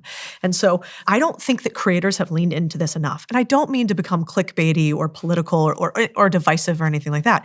I mean that it is rare to see people in business take a stance that could hurt their business values, for instance. And Chris and I have a rule, which is we don't have close friends that haven't done something publicly that could be against their best interests. I just don't want friends that don't have that haven't done that, because I think that the world is really hard, and I want to see if somebody's going to have like moral fiber before I become quite close with them. And super interesting. Yeah, and so I think you could do that as somebody who is a content creator today. Like, be value aligned with your users and show that. And This that's goes rare. also to the point about the algorithm becoming about interest-based. It's also becoming value-based. We're seeing echo chambers emerge around ways of thinking, right? Well, the content that I saw of you that most interested me was when you were talking about how important ownership is. And you were talking about just the philosophy of ownership. And you said there's a group of people who want you to own nothing and be happy about it. Yeah. And I was like, I really resonate with that. I want people to own their businesses and I want them to own their stuff. And I liked the fact that you were standing in front of a huge audience, taking that position, and everyone knew that it was a little bit of a position to take, and it wasn't specifically content about how to build a business, but you were sharing something about yourself. I have a belief you don't actually ever sell anybody anything. You only find those who are already predisposed to want the thing that you are selling. Yeah. And if you believe that, then I think your business gets easier too, easier to target people. Yeah. That's why I never kind of got off on that content. It's really big online on sales where it's like, here's how you close them. Here's how you do this. Here's how you switch them and you give them a hot dog and then they buy the car because you gave them the hot dog because of reciprocity. And you're like, I've never bought a car because somebody gave me a hot dog. But apparently this is what works on Instagram. And so I don't think that's actually true. I think you just find people at a trigger moment that they want something and then you give it to them. Regarding content, for me personally, I find that the only reason I'm going to create content is if it's in alignment to a mission that I've got. So I don't actually want to create content. I don't want to be out there naturally. I would much rather be a way more private person. And you won't find a lot of stuff about my family or my kids. Very rarely do I post anything like any of that sort of stuff. But for me, I do it in alignment with a mission. I really believe that if you're on a mission, you've got something you want to achieve in the world, you're going to need other people to believe in it. You're going to need other people to get involved. You're going to want to hire talented people. Those talented people are going to want to, see you online first. And it's all about the building relationships at scale. And content is just people discovering someone new, like you would a friend, and then getting to know someone. And I think the big play in a post-AI world is having really deep relationships with a lot of people using long-form content where you share who you are, what you're about, what's your mission, what's your origin story, what's your vision, what are your values. And people then say, in a very noisy world, I will pay attention to what Stephen says. I agree. And so to give my answer to this question, my thesis here in a world of AI is actually that if you look at who has the most loyal, engaged fan bases, it's not necessarily podcasters. We're doing pretty well, but it's not podcasters. Podcasters can sell out arenas, and when they go on tour, they can sell out globally. Streamers. And I think it's because of this, the depth of the parasocial relationship is the equity value of the connection. And I was sat with a streamer who's 18 years old, massive in Europe, and we were playing at Old Trafford for the soccer aid, and I got to sit down with him. So I was like, explain to me what you do. He goes, so I wake up in the morning. I go, then what? He goes, I sit there. And I go, for how long? He goes, 8 hours. And I go, what do you do? He goes, like, nothing. And I go, how many people tune in? He's like, 100,000. I'm like, concurrently, 100,000 people sit there with you. He goes, yeah, people are quite lonely. I sit there, and what we do is we watch TV together. Now, so when we got to the stadium, 70,000 people in the stadium, we're playing soccer. The stadium, when they announce your name, the size of the cheer correlates to the amount of hours you spend with your audience. The streamers are the celebrities. Wow. The podcasters sometimes come in, but the actors almost, it's quite, but the streamers own the stadium when you play Soccer Aid. It doesn't matter how much money you've got or how big your following is, the streamers are the ones. The streamers this particular streamer has less of an audience than me, but he sits with them for 7 to 8 hours a day. Deep connection. So if we think about depth as the metric that you can exchange on, especially if you have authority in a niche and you're educating, as Alex was saying, that's why I think a lot about my behind the scenes channel. I think it's, when we go on tour, it's so funny, we did a tour in Australia, and remarkably, I'd say about 50% of people were talking to me about Diary of a CEO, and then 50% of people were talking to me about Behind the Diary, which is the behind the scenes channel where you get to know me a bit better. And that channel has a fraction of the viewership. And actually, that same thesis is the reason I started podcasting. I was doing Facebook Watch videos. They were getting tens of millions of views, which, by the way, no one remembers, because no one remembered any of them. And no one came up to me in the street and said, I love that 2-minute viral philosophical video you made about motivational fluff. No one ever said that. Then I started this podcast and it got 1,000 downloads, and it felt like I was like Oprah Winfrey. Like, people were coming up to me, and I was like, oh, there's this interesting correlation between like the depth of the medium and the resonance and the memorability and therefore the value. So just pursue depth as much as you can. The strength of the parasocial relationship. The part of the brain that has short-term memory, we've driven a truck through that. We've now got just hundreds of things a day that hit that. But then there's this other part of the brain where I've spent 7 hours with someone. And if that's the depth. Are you guys thinking about that? Because you guys, you all make content which is educational, but is less personal. And I mean, you two podcast, Alex and Codie, you both podcast. You don't podcast yourself? I'm a guest. You're a guest. But you don't like run your own podcast. So are you thinking about a deeper format for yourselves? What are you thinking about? Yeah, well, there's two things I want to talk about there. One, I think it's depth, but I would also wonder if it's not rawness. Like, in an era in which we cannot trust what we see anymore because of AI, and anything can be recreated, reproduced, and overproduced, increasingly a stream is interesting because it is raw. Yeah. It is for 1,000% whatever is happening on there is happening in real time, and thus we can actually trust it. And so I think we've all seen it. Content has gotten so produced and overdone, and that actually, I think, decreases trust because we can't tell if something is real or not because it's been edited and filtered and overlaid, et We say cetera. with our 40-person teams. Great. Yeah. But it's true, right? But think about the content, even like this is like sort of tactical, but maybe a year ago, the big content change in video on Instagram was that you had a lot of B-roll and images overlaid on top of videos. And I don't know if you guys have noted, but that doesn't work very well anymore, actually. Yeah. The more that you have third-party assets in your video and it's been overdone, the less the video works The more you're just walking along with your hand out. Right, because Yeah. it's more real. So I think it might actually be like depth and rawness. Rawness, yeah. Authenticity, I guess. Yeah, I fucking hate that word, but yes, Yeah, it's yes. like 60 Minutes versus Joe Rogan. 60 Minutes is 100%. like it's just No cuts. no cuts. Yeah. And then when it comes to, am I thinking about this for our channel? Yeah, I mean, I think about it. We have something that we teach everybody, which is like the marketing affinity loop. And basically, it goes like this. I'll show the graph so you can see it. But put it on you screen. start with awareness, right? And that awareness is what we're all talking about. How do we get more people to just see us? And then we go to consideration. Okay, maybe I like this person. Maybe I'll follow them. I'll give them a quick follow. And then we go, well, I like them. I follow them. And I might buy something from them. Okay, that's interesting. And then I might not only buy something from them, but advocate for them, write a testimonial, a review, something like that. And then finally, I might be loyal to them. AKA, I'll refer a friend. I'll sign up for their year-long program. I'll buy again and again. And so we go from awareness to consideration to purchase to advocacy to loyalty. And like, if you can get, most people stop at awareness.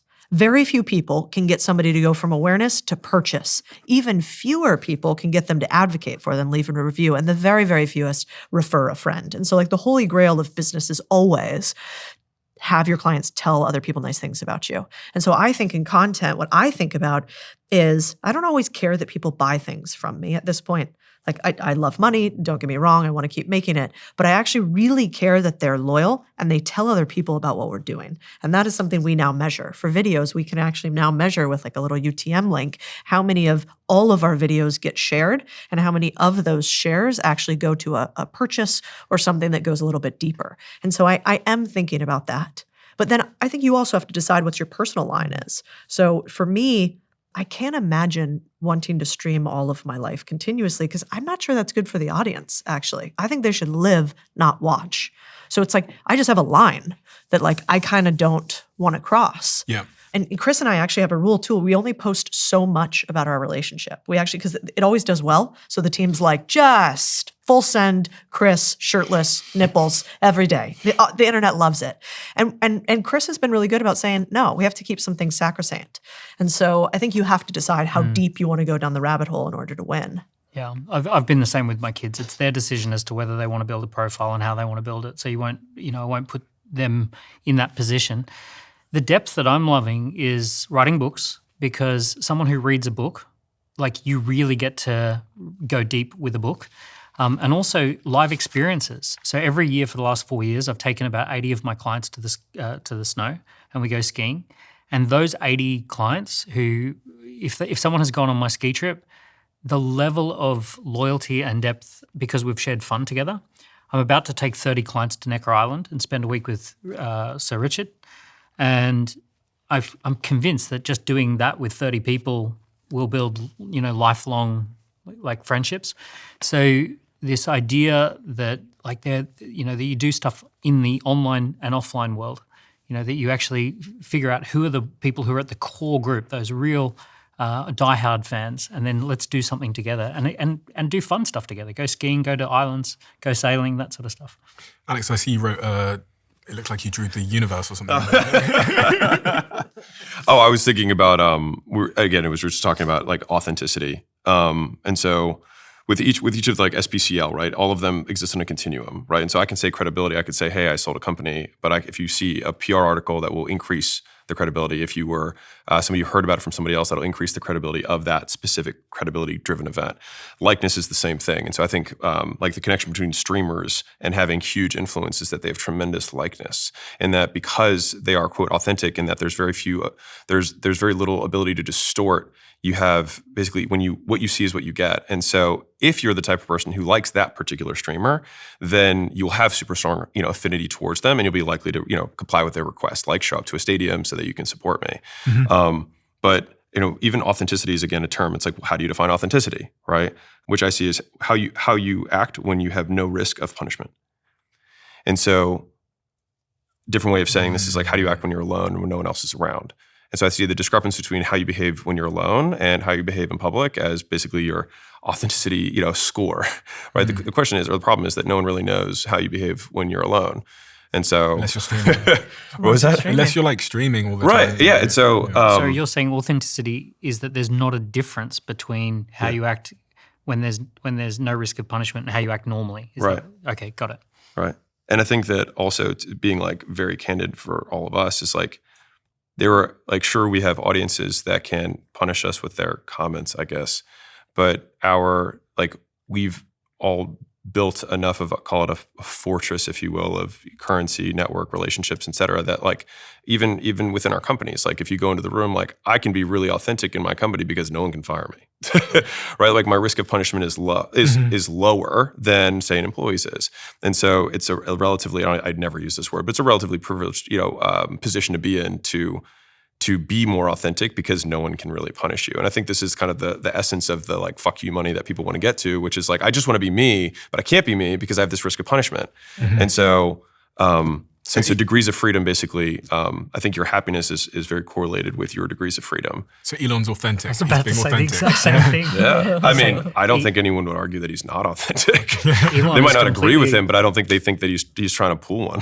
I do think that if you're going to go online, one of the ways to inoculate yourself against being canceled or to inoculate yourself against caring so much is to do ridiculous things every so often that are super authentic to who you are out loud. Because then what happens is the people that hate you, they leave.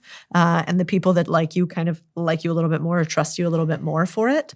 So I think, one of the things that I do, not really on purpose, but it is just like, it's like getting a vaccine. You go out on the internet and you say something that you know other people are not going to like, but you believe strongly in. And when you do that kind of consistently over time, I also think that increases your trust. Because we've all met like other creators that you're like, man, like you're just never going to say anything that's not PC. Like I can think of two in my head where I'm like, they're never going to say anything. And if it could hurt their audience, they're not going to say it. And that just decreases my trust level. And I think the audience is really smart. People are smart. And so I think you should inoculate yourself more often. Before we move on to a little game that I've prepared for us here, you're all very good at pitching and you all have your own frameworks for pitching. So I wanted to pause on that for a second. Daniel, what is your framework for pitching a business or an idea? There's two things to start with, which I believe that entrepreneurship is the journey of 1,000 pitches, that basically what we do as entrepreneurs is we pitch stuff into existence. And the penalty for an average pitch is that you do 1,000 pitches and you get nothing to show for it at the end of it. And the payoff for a great pitch is that you do 1,000 pitches and you end up with $10 to $100 million. You end up with an amazing team of people and lots of customers and everything's great. So I think treat entrepreneurship as the journey of 1,000 pitches, and also treat pitching as this magical thing where you get what you pitch for and you can't switch it off. So for example, if you say the economy's bad, the economy's bad, the economy's bad, as if by magic the economy's going to be bad. If you say I'm seeing lots of opportunities right now, you start conversations where people go, oh, I've seen an opportunity as well. So whatever you're out there talking about, you tend to bring those conversations to the surface, and then it's a self-fulfilling loop. With that said, you have to have a framework for pitching. If you're going to do a good pitch, it's got to be a framework. I've got social pitching framework, scheduled pitching framework, and sales pitching framework. So social pitch, name, same, fame, pain, aim, game. What's a social pitch? Social pitch is on social media or in a social situation. It's basically a situation where you've got about 30 seconds before someone thinks that you're being too obtuse. Okay. Right? So you've got about 30 seconds of people's attention and you're going to say, what is your name? What are you the same as that they already understand? What makes you famous or different? What are you aiming for right now? What's your bigger game? Or what pain do you solve? What are you aiming for? What's your bigger game? So there's a few things you can put in there, and it rhymes so you can remember it in a social situation. Scheduled pitches, I always do something called capstone, and it's clarity, authority, problem solution, traction, or the why, either way, opportunity, next steps, and an emotional ending. Right? So that spells out capstone.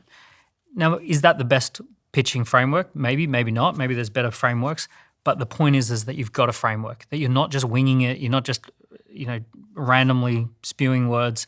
You've actually gone through the process of thinking through your pitch in a framework approach. One thing that's really fascinating is the three of us have a framework for everything.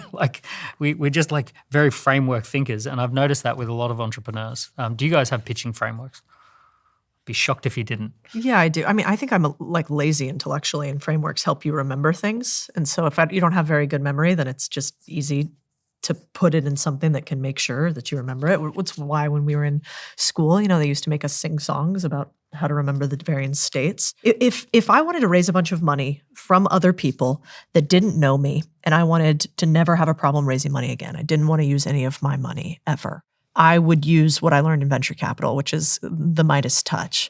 And basically, I think you need one of these 4 in order to raise money. You don't have to have all 4, but if you do, that makes it really, really easy. The easiest one is profit, right? If you have a business right now that's making money, profit in your pocket, you can raise capital, you can raise money from people as long as that amount that you're raising is reasonable to the amount of profit. If you don't have any profit, but you have growth, let's say like Replit, we were talking about, a big AI company, great. You can raise a bunch of money if you got growth too. The third thing, if you don't have either one of those, you don't have profit, you don't have growth, but you have a history. I've sold a company before, I've built this before. You can raise purely on the fact that you've done this before. And if you haven't done any of those 3, you've done nothing in life, then you need a really good story. And the story is something that you can often raise money off of. So I believe that we are going to create the next XYZ. And if we do this thing, then you will all make money, I will make money, and we will change the world together. And so I call it the Midas touch because I think people who, if you can accumulate this over your life, it's not that hard, right? So eventually at some point, you'll have a history, which is your proof. Then you can craft a story. You'll get better at it as you continue to grow. You will learn how to get profit in some way. And because you've driven profit before, you'll know how to get growth. So I think like almost any entrepreneur over time, if you focus on those 4 things, can raise money. And you start with only the story when you have nothing. Alex? I have a lot of pitching. Yeah.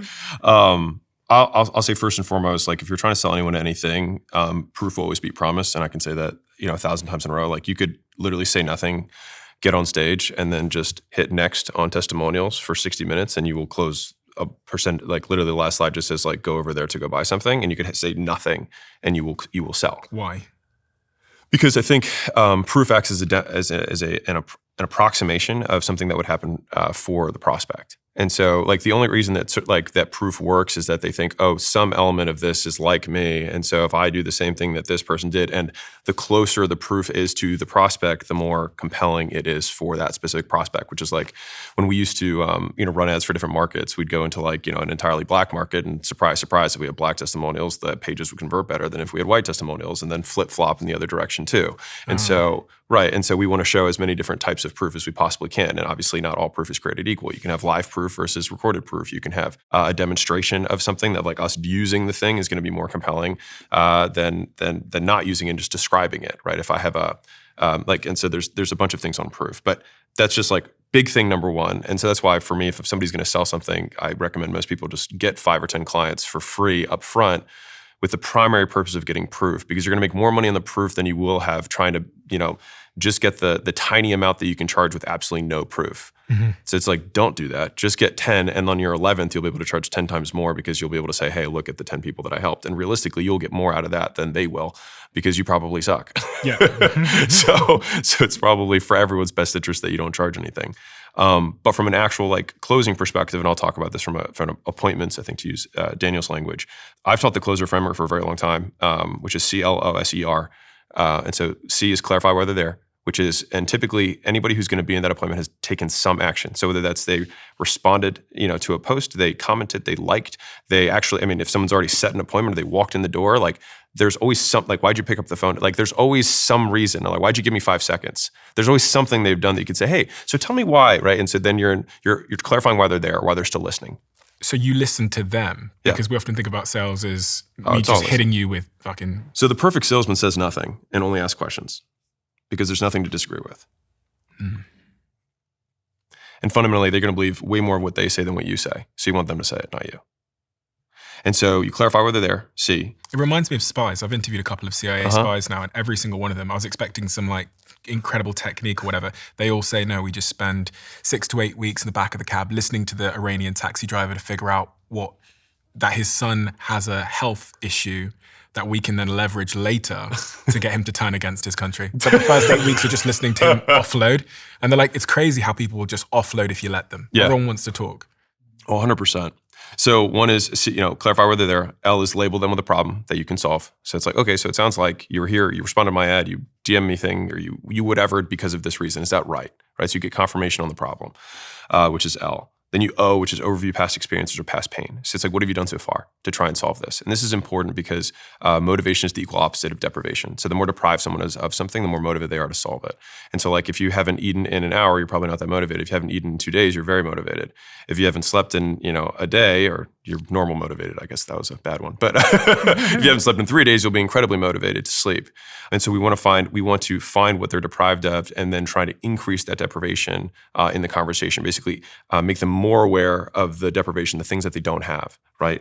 Then once we have, enough deprivation that it's very clear, it's like, okay, this is why you're here. You agreed with, this is the problem that you want to solve. You've tried all these things and it hasn't worked for you. I can imagine how frustrating that would be.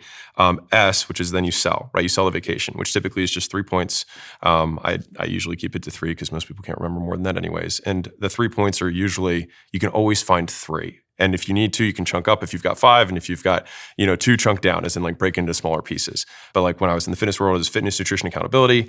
When I was selling, mortgage leads, it's like you want the leads to be unique, you want them to be timely, and you want them to be exclusive, right? And so or qualified. And so it's like there's always 3 things that you can usually triangulate. But when you say the 3 points, you don't then feature, jarble about the points. You then just usually put like a 1-sentence analogy of what that thing is.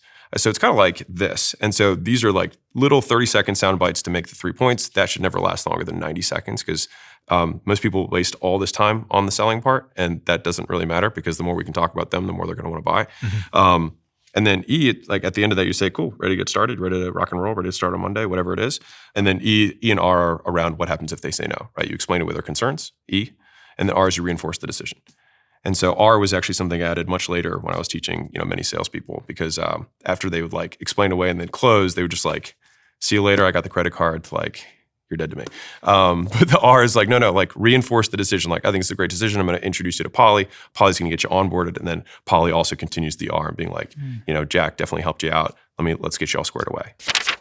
There's no safe like Simply Safe, the sponsor of today's episode. A few years ago, someone broke into the Diary of a CEO studio and stole all of our cameras and a few key hard drives. And it was devastating, and one that led us on a quest to figure out how we could secure our building. And through this, we discovered Simply Safe. Interestingly, we did have security at the time, but the type that we had only triggered an alarm once intruders were inside the building. What I like about Simply Safe is their Active Guard outdoor protection notifies you and their live monitoring agents when suspicious characters are outside. But it also means that guards can trigger alarms or turn on spotlights to deter someone from entering your building. If we had Simply Safe, we would have known earlier that intruders were trying to get in. So maybe this is your reminder to make sure your home and workplace is secure. Simply Safe is offering my listeners in the United States an exclusive discount of 50% off their new Simply Safe security system when you sign up by visiting simplysafe.com/DOAC to claim 50% off your new system with a professional monitoring plan and get your first month free. That's simplysafe.com/DOAC. There's no safe like Simply Safe.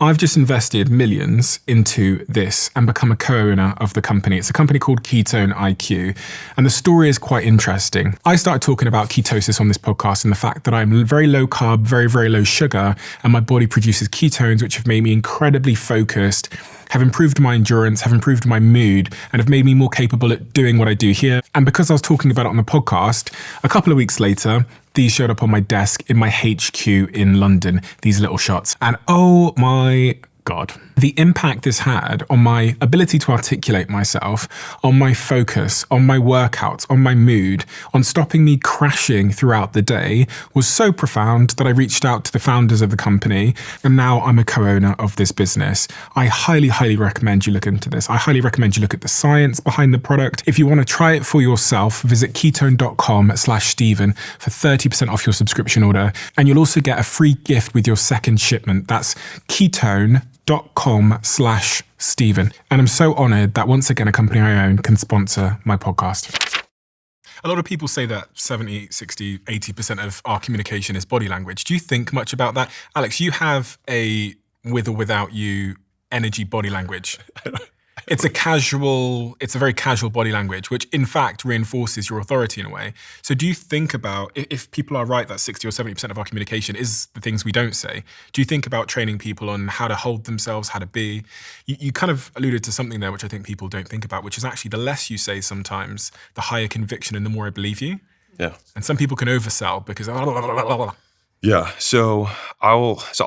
Because I think there's so many variables here, but I'll just try and focus on the ones that a lot of people sell over the phone, and even via Zoom, it's harder to see body language as well, which nowadays I think a lot of selling happens in those two environments, even more than in person, even though that's where I came from, which I actually think is the best place to learn because you have to control every variable.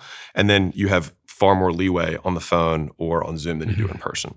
And so to that extent, there's basically 5 things you can control about how you talk. And so you have your speed of talking, like how fast you talk. You have your cadence. You have your your enunciation, like do I pronounce every letter in the words that I'm saying? You have the volume that you speak at, because if I talk too low, like you on a phone, it doesn't really matter because they're just going to increase the volume. But if I lower what I'm saying right now, it sounds more important. In person, it's more important. Volume is more important in person. And so those first 3, I consider there's kind of a persuasive tone, which all 3 are constant. And the only point of those is to maximize comprehension. It's just that they can hear you, that they can understand what you're saying because you're talking at a speed that they can understand. Like I'm somebody who talks fast, and I have to pull back how fast I talk when I'm in like a selling situation. There's only 2 that I teach salespeople to try and actively control, which is going to be pauses to draw attention, and when do I raise my voice? And the reason that those are the only 2 things you really need to teach a salesperson outside of the persuasive tone, which is that you're going to talk at a certain speed, which is usually about 150 to 170 words a minute, because that's the amount of speed that most people can understand. You're going to enunciate the words, which is going to force you to actually speak at that speed. And you're going to talk loud enough they can understand you. This sounds very simple, right? This sounds like so simple. Like, I can't believe people don't do this, except they don't, and they don't close. And so the only things that you have to teach a salesperson, and these are so important, like there's been 3 independent studies that are like massive meta-analyses of salespeople. The salespeople who, 1, speak less, close more. And number 2, the salespeople who know when to shut up, most importantly, after you ask for the sale. Like if you wait 8 seconds after you ask someone to buy, you close 30% more sales. If you wait 8 seconds. Yeah. So you ready to start? Okay, so. And so people, they'll close themselves, but the salespeople are so afraid of that silence that they then jump back in. It's like, you had the sale, just shut up.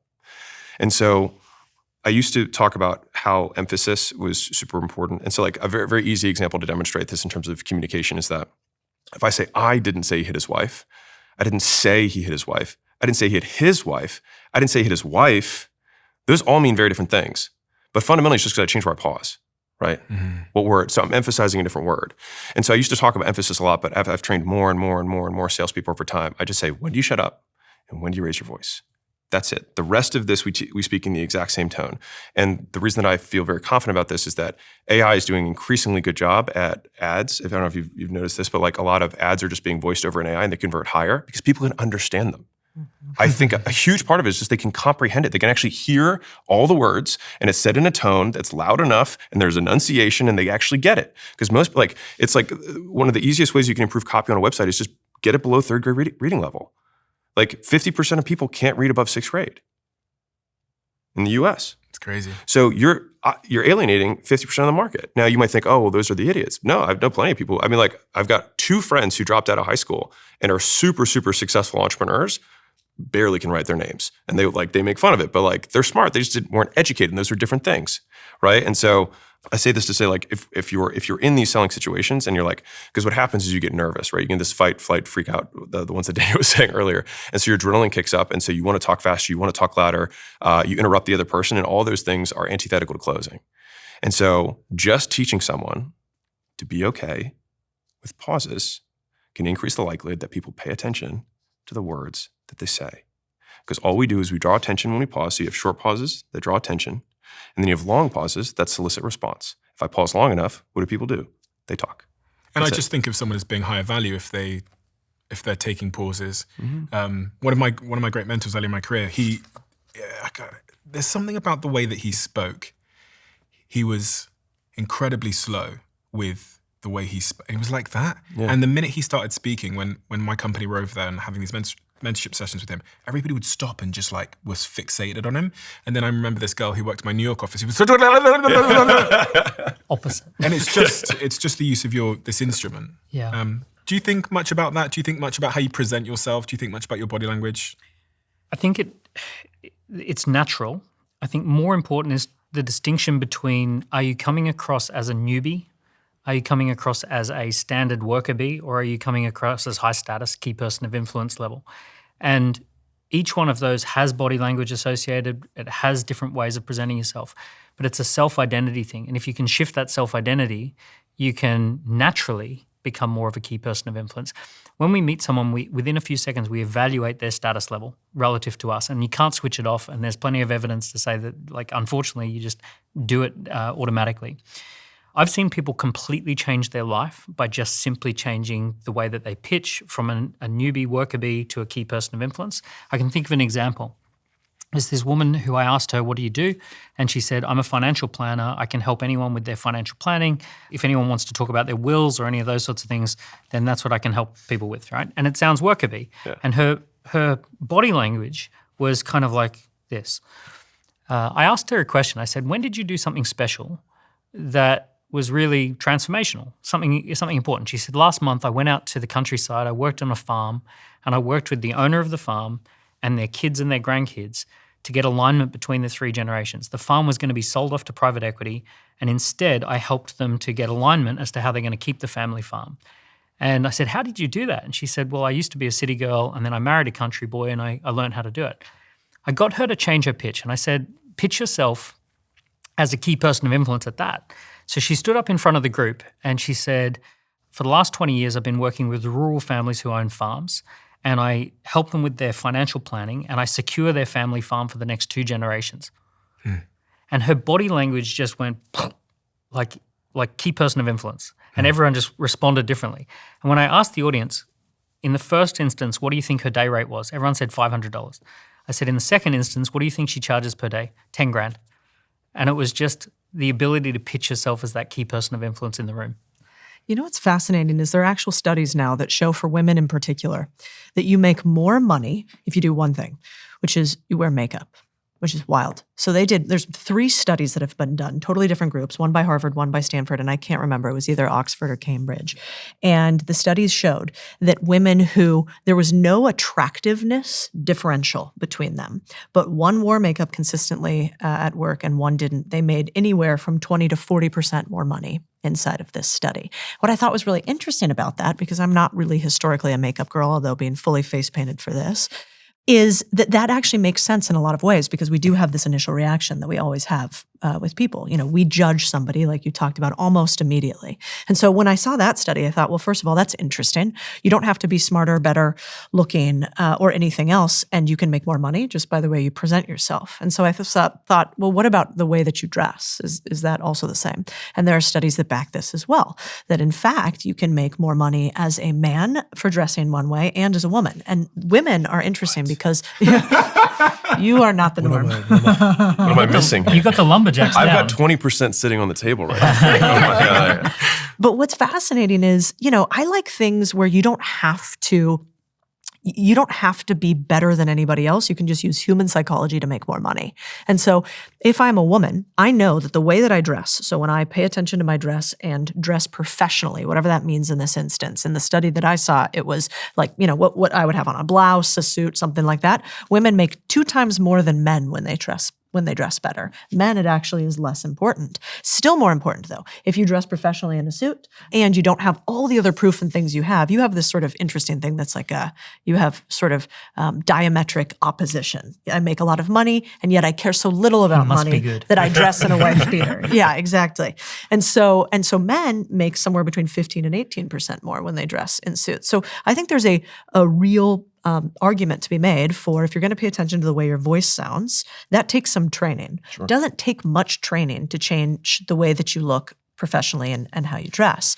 And the only other thing that I would talk about on sales and pitching is we tell all of our company people, the line is show, don't tell.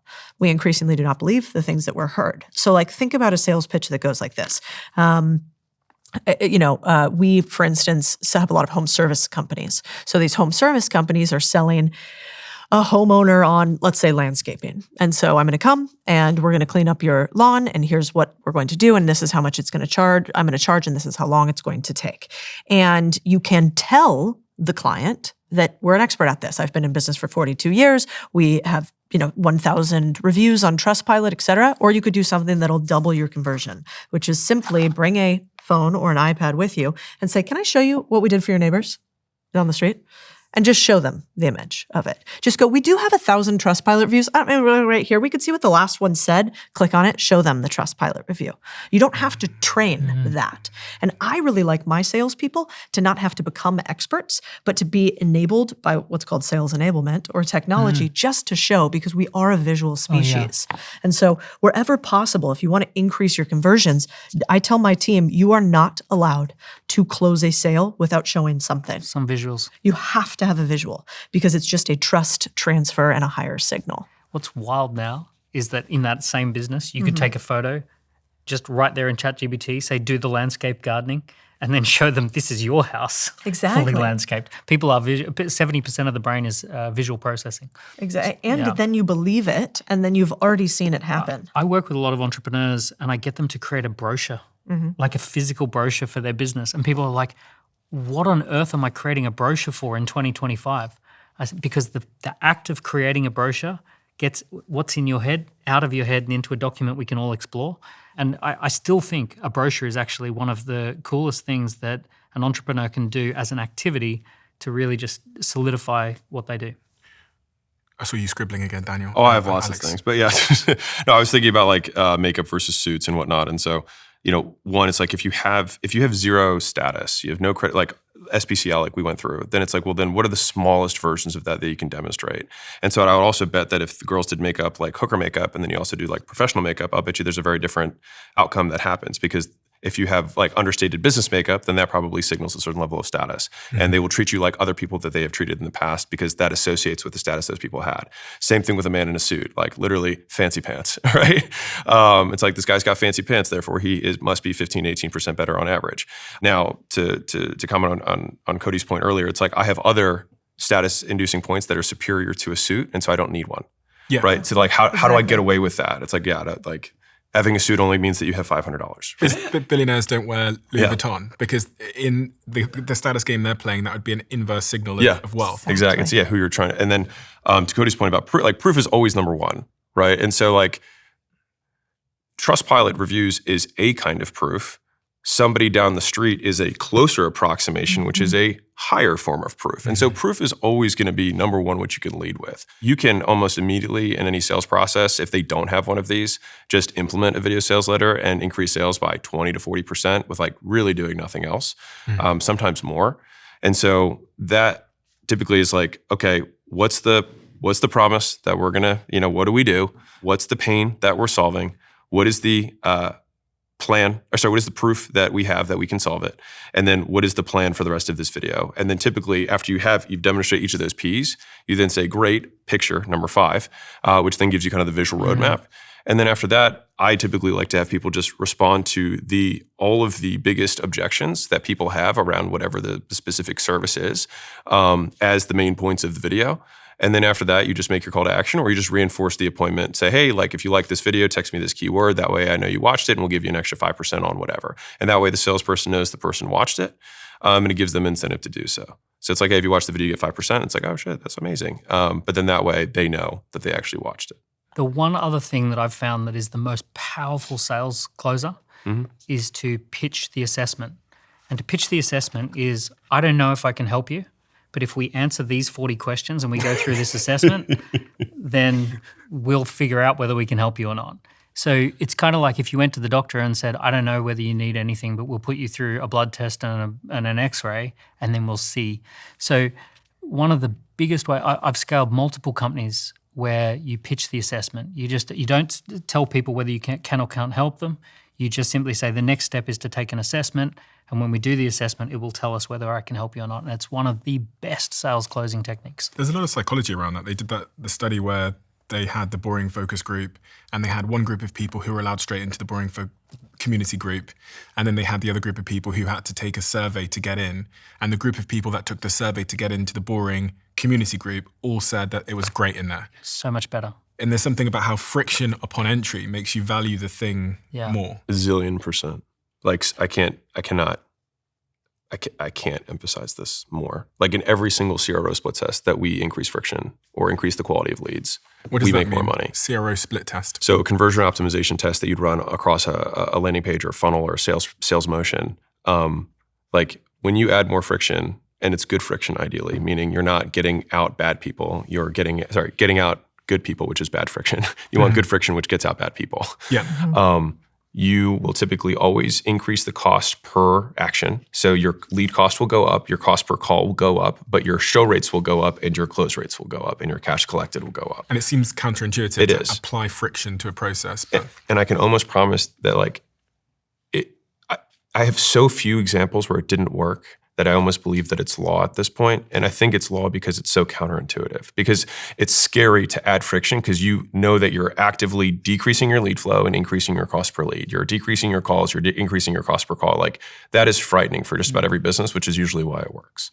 At the Louis Vuitton store, they put a security guard to keep you out. Yeah. And then it pushes the prices up. Yeah. Like they after COVID, none of them stopped doing because they're like, oh, wow, we made more sales during COVID because we had people wait in line and showed scarcity. It's like Birkin, isn't it? You don't even get to pick the bag you get and you have to join a waiting list. Then they interview you to buy the bag. Yeah. And then they decide whether they should let you have. What do you bring to the table? It's crazy. That's how Ferrari works. You're not allowed to buy Ferraris unless you go through this list. And if you're ever shown to flip them or sell them, you'll never buy another Ferrari again.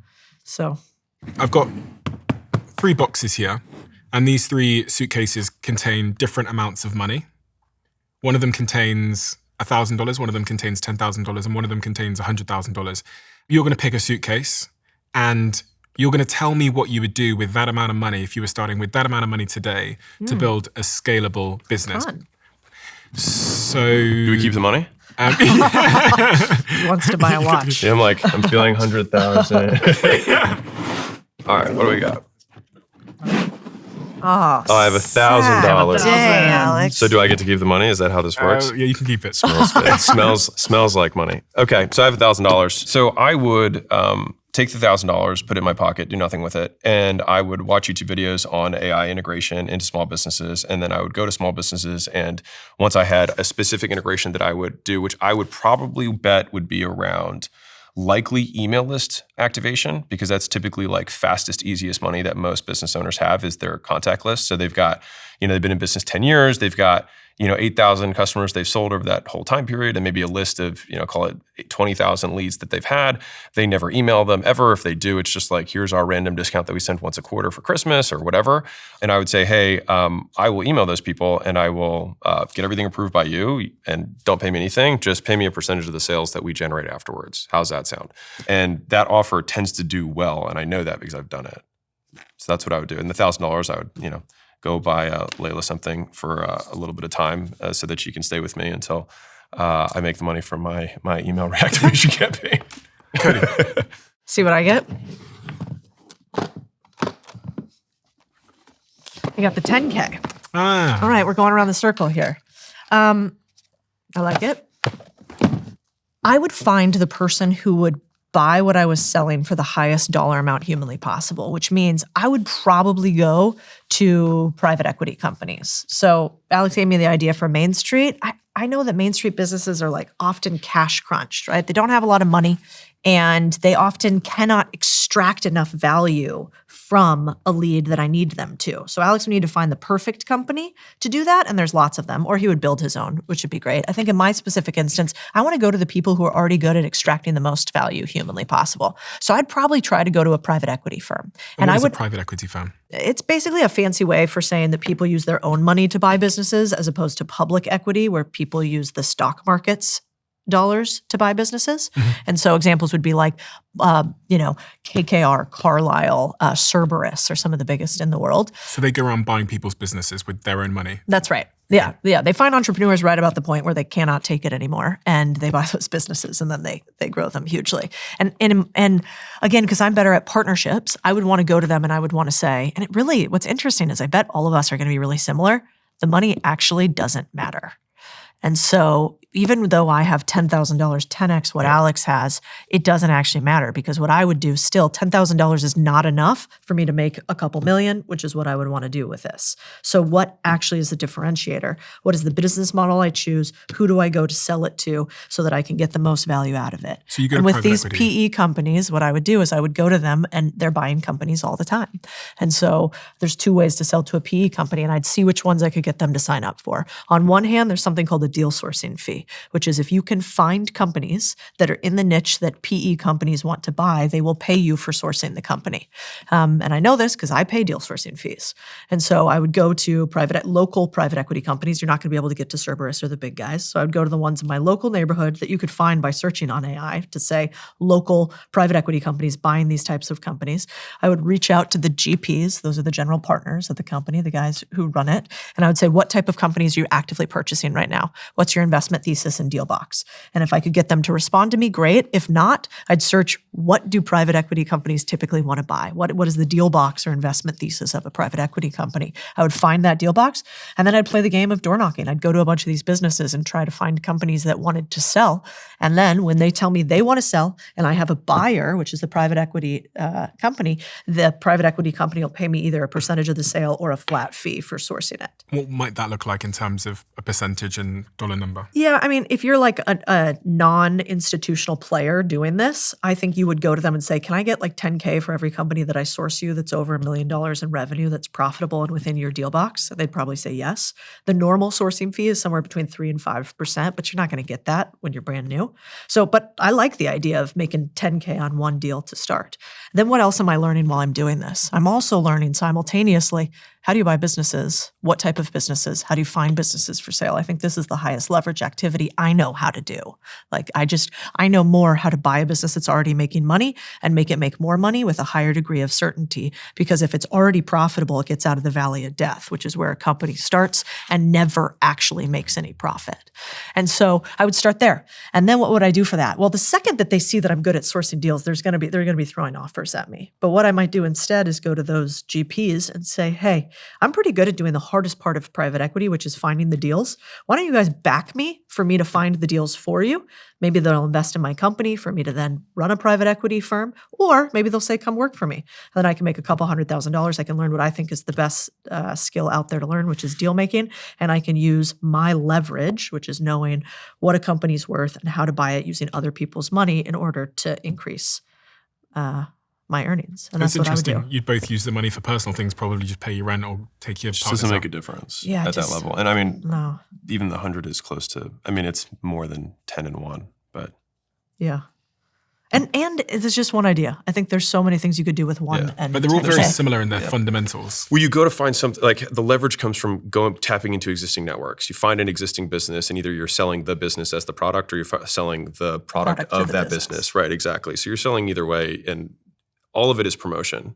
You're selling, and you're trying to get a percentage of upside. I'm getting a percentage of, because like to Codie's point, a lot of Main Street businesses don't have money, and you're like, cool, pay me on money that I make you. And they're usually very, very generous with money they don't have yet. Same for, a deal that we haven't made yet. I'll give you, a fee for those things. Again, it depends on the timeline. If I have 30 days, then like getting a deal done in 30 days will be tough. Yep. But like getting a brick and mortar, it's like probably do that in 48 hours to get somebody to say yes to free money for like no risk, and I do all the work. It's an easy offer. So again, I think that's where like the constraints of the initial prompt is like how much money and how much time. If it's a year, it's like all of this changes. If it's 30 days and I have nothing, it's like, well, then we'd want to generate as much cash as we can at little time as possible, no risk. Yeah. Daniel's about to invest in the S&P 500. Right. Because He's like, I take your $10,000 and I raise you. Yeah. So I have 100,000. So he's leaving with it. this is a dangerous amount of money. Yeah. This is the worst case scenario for most people, because if you have 1,000, you don't have money. If you have 10,000, okay, you might get a cleaner, you might get an assistant, you might do a few little things with it. The danger of 100,000 is you can kid yourself into thinking that you've got money, and it will make your head spin how fast you can blow through $100,000 if you don't know what you're doing. If you give me a Formula One car, and ask, what am I going to do with it? I'm going to crash it, right? If I can get it even started in the first place. So I've got to come up with something that the first problem that I have is I don't have the knowledge, I don't have the network, I don't have the reputation. So here's what I'm going to do. I'm going to leverage Codie's. I'm going to go to Codie and I'm going to say, Codie, can I do a deal with you? I would like to start a business. I know you've got lots of ideas that you just don't have time for. I'm going to invest $100,000 as debt for equity for 10%. So I'm going to put 100 grand in and that'll come out of the business at some point, but debt for equity on 10%. And I'm going to do sweat equity for 10% and you keep 80%. And it's your idea and it's your network and it's your reputation, but I'll be the person who's heavily invested in this. And the only condition is that as the business becomes profitable, we can repay the 100 grand. And then once it's repaid the 100 grand, either you buy it or we can sell the business. Now, what I'm doing there is I'm basically acknowledging I don't know what I'm doing. I'm acknowledging I don't have the reputation, I don't have the knowledge. All I have is this 100 grand, and I have a very strong desire or will to be an entrepreneur. Now, what's going to happen is that probably with an hour of Codie's time per month, she's going to be able to say, here's the idea, here's my CFO, talk to my CFO. Here's my head of marketing, talk to my head of marketing. Here's my friend who's actually got even more money and wants to invest. And she's just going to fire off a few emails and she's going to love the idea because it's her idea. And I'm going to work hard, right? And what's cool is that when the time comes that business becomes valuable, I've got one buyer on the table. Codie's either going to say, hey, look, I'll buy you out because it's only 20% and now I own the whole thing. Or we go to market and Codie will know someone who can buy the business and I get 20% of the exit. So, but the key here is that just that acknowledgement that it's the knowledge, the network and the reputation that is the valuable bit, and the money is a bit of a red herring. And you're going to get Codie's skills because you're going to be in her proximity. You're going to get a little bit of her reputation. At the end of that deal, I will then have knowledge. I'll then have reputation. I'll then have all of those things will have leveled up for me. You know what else is interesting too? It's really what you're proposing is something that I used to not like, and since think that when you find the right ones, it's really fascinating. Which it's a franchise model.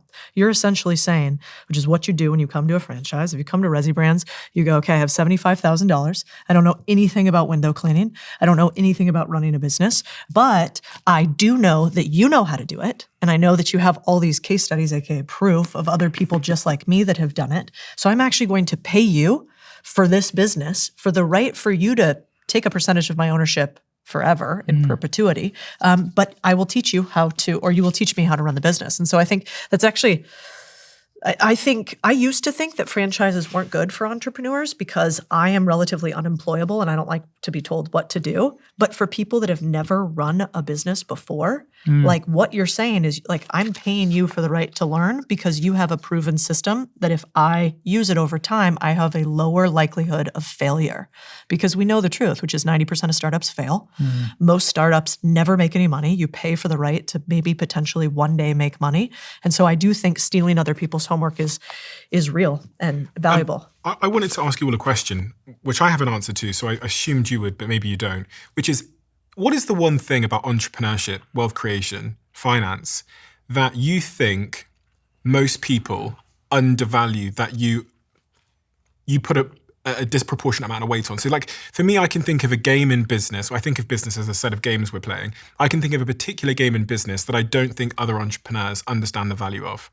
And I'm wondering if you all have an answer to that as well. Is there one game in this game of business, one fundamental game that you think most entrepreneurs listening now don't appreciate? And they should, from the entrepreneurs you've worked and invested in and being one yourself. Well, I think I'll say one that everyone here at the table will agree with, but I think that brand and distribution is still wildly undervalued.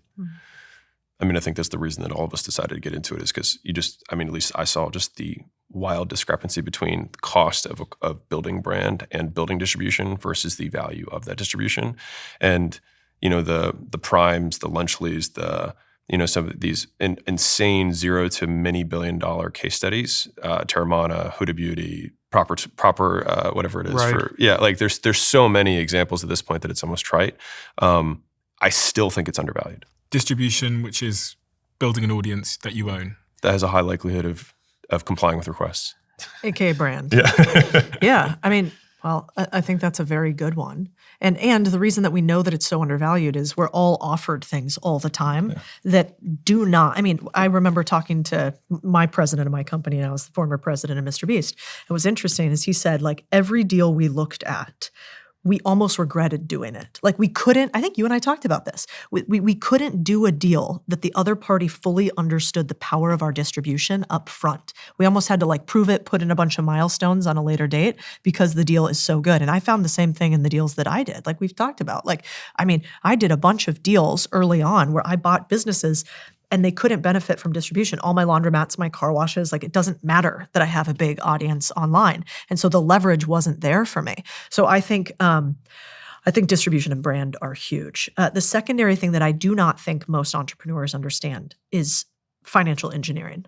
The richest people in the world are rich if they didn't get it from daddy and mommy, and they didn't get it from investing in third-party companies. They got it from owning companies and buying them over time. Like there is not a billion-dollar company that exists that hasn't bought other companies. It doesn't exist. When you say financial engineering, how do you simplify that for someone that's 16 years old? Man, understanding how to get other people's money, to say it really simply, like how to get other people's money, which sounds a little scammy, except it's not. You know, most businesses are bought with the SBA loans from the government that allow you to buy a business. Businesses need lines of credit. That's just money from the bank for future state. So like if you actually understood how money and finance works in your business, it's harder to die because cash flow is what keeps your company alive. And also it's easier to buy your competitors because whoever is most funded wins typically. And so I think more entrepreneurs need to obsess on the thing that isn't the magic. Like the magic is coming up with an idea, having the grit, doing the brand, doing the distribution. That stuff's actually really, really hard. Financial engineering is modelable. It's the same every single time. It's just been gatekept by Wall Street. Money games. Yeah. I had such an epiphany moment when I was like 23, 24 years old when my a German group had basically bought the majority of my company out, and I got to spend a lot of time because we now had this German office, so I was there a lot. And I just observed this one individual who I shan't name, and I'm there building this business and pitching to clients and doing all this hard work. And I met him and he says, I don't want to do any hard work. I just want to do deals. And I was like, tell me more. And I learned, and I'm like, what do you mean deals? Because I'm like, I'm not sleeping here. And this guy looks like he's sleeping like tremendous amounts of hours. And he was like, I just want to play money games. Yeah. I want to be in the middle of the transaction of the deal and taking some. But then he's also, when he says money games, is like leverage and arbitrage. Raising money against an asset, overvaluing that asset and buying lots of cheaper assets with the value of the expensive asset. And he made a lot of money doing exactly that and almost never working because he understood exactly what you're saying is that really, really rich people understand money games. Just how to use money and leverage to make more money. Look at the Forbes 100 list. It's all comprised of people who do financial arbitrage in one way or another. How do I go learn that skill? Do I have to go work in finance?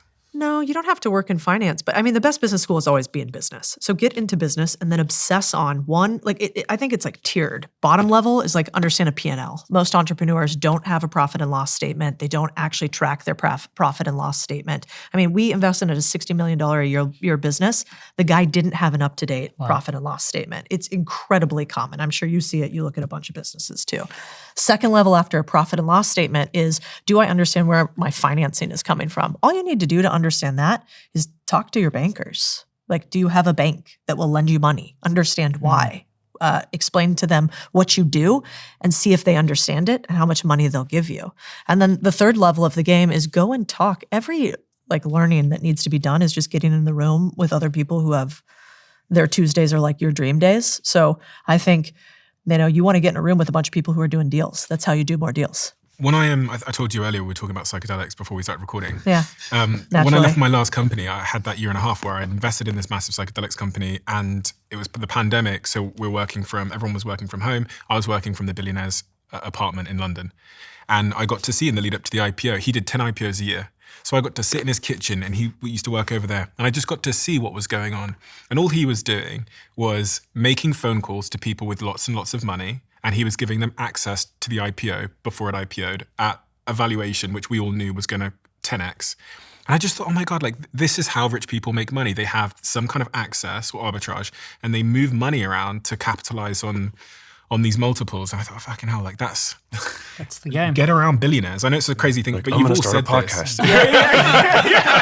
Start a podcast. Well, and even I'm What's slightly your older answer to than that? you guys. Like, I remember before the internet, before YouTube, before all of this sort of stuff, there was no access to this information. You couldn't get this information. And now you can listen to podcasts. You can chat to ChatGPT. You don't even have to get in the room, and like it's all on the internet. And it blows my mind because I remember a time before that. I love what you said. I totally agree with what you said. I'm going to go with the one game that most people don't understand is bananas. That's the end of the podcast. In lesson 1 of every economics class, they say if you've got 10 bananas and 100 people want a banana, you're going to have high prices and profit. Demand outstrips supply. If you've got 10 bananas and only one person wants a banana, you're going to drop the price of those bananas and you're going to make a loss and your business is going to go badly. And what most people do not understand is that the whole game relates to constrained supply and excess demand. And if you can't constrain the supply and create excess demand, you won't get a profit. You can take something like Google Maps, which probably costs $500 million to set up and launch satellites and everything. They have to give it away for free because they have infinite supply. They can supply everyone on the planet with Google Maps. So because there's infinite supply, they just give it away for free. But Google Ads, there's a limited number of people who can advertise on every search. So because that's limited, the price goes up. So I have a client who saves lives, and they do first aid training, and they're an amazing person, and they literally save children's lives and all this sort of stuff.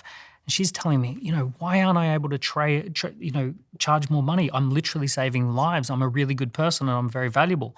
I say, because the whole game, that's not the game. The game is demand outstrips supply. So you need to constrain the supply of something and you need to manufacture excess demand. And unfortunately, as much as you might be the most amazing human being, if you can't manufacture demand and supply tension, you can't make a profit. I was hoping and thinking someone might say hiring. Because for me, my answer is hiring. That's the first thing I go to. I remember Richard Branson sitting me down when we spoke in New York and saying, listen, I built one of the biggest groups in Europe, and my CFO had pulled me out of the room and said, I don't know what net profit is. And he says my CFO got crayons and a piece of paper and drew fishes in a net in an ocean and said, Richard, that's your net profit. And then they walked back in the room. And he was at the time running one of the biggest groups in Europe. So when he said that to me, I was like, wow, he was like, you don't really need to know much if you're a really masterful delegator. Great at hiring. And he said I was a dyslexic thinker. So I was always forced from the very beginning to just find someone to do it. That was exceptional.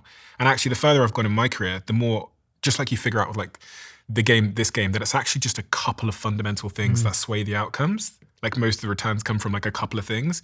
In business, I've just come to learn the further I've got that my returns come from truly exceptional people, binding them with a culture and then setting them the sort of strategy or more technical things that... I would agree with that. And the reason you can find such amazing, talented people, and so could Richard Branson, is because first he could create excess demand for that role, and then you could choose from that list. So I go back to when I was 18. I was 18, broke, drop out of university, parents aren't speaking to me, shoplifting food.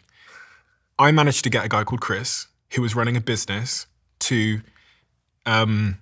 stop his business. He was double my age and successful, to stop his business and to decide to come and build a social network with a kid who was stealing Chicago Town pizzas in Manchester, who had never built a technology company before. I couldn't pay him. In exchange for 30% of the company. And this goes back to this whole thing about offers. My pitch, my offer at that time, I was trading in future money, equity. And he believed in the value of the future money. So I say to kids all the time, actually, you don't need to be in my position now. You've all got future money, and the future money is determined by how good your pitch is, your sell is. But I think that goes back to that, like how I talk about pitching for money. That's your Midas touch. You didn't have profit.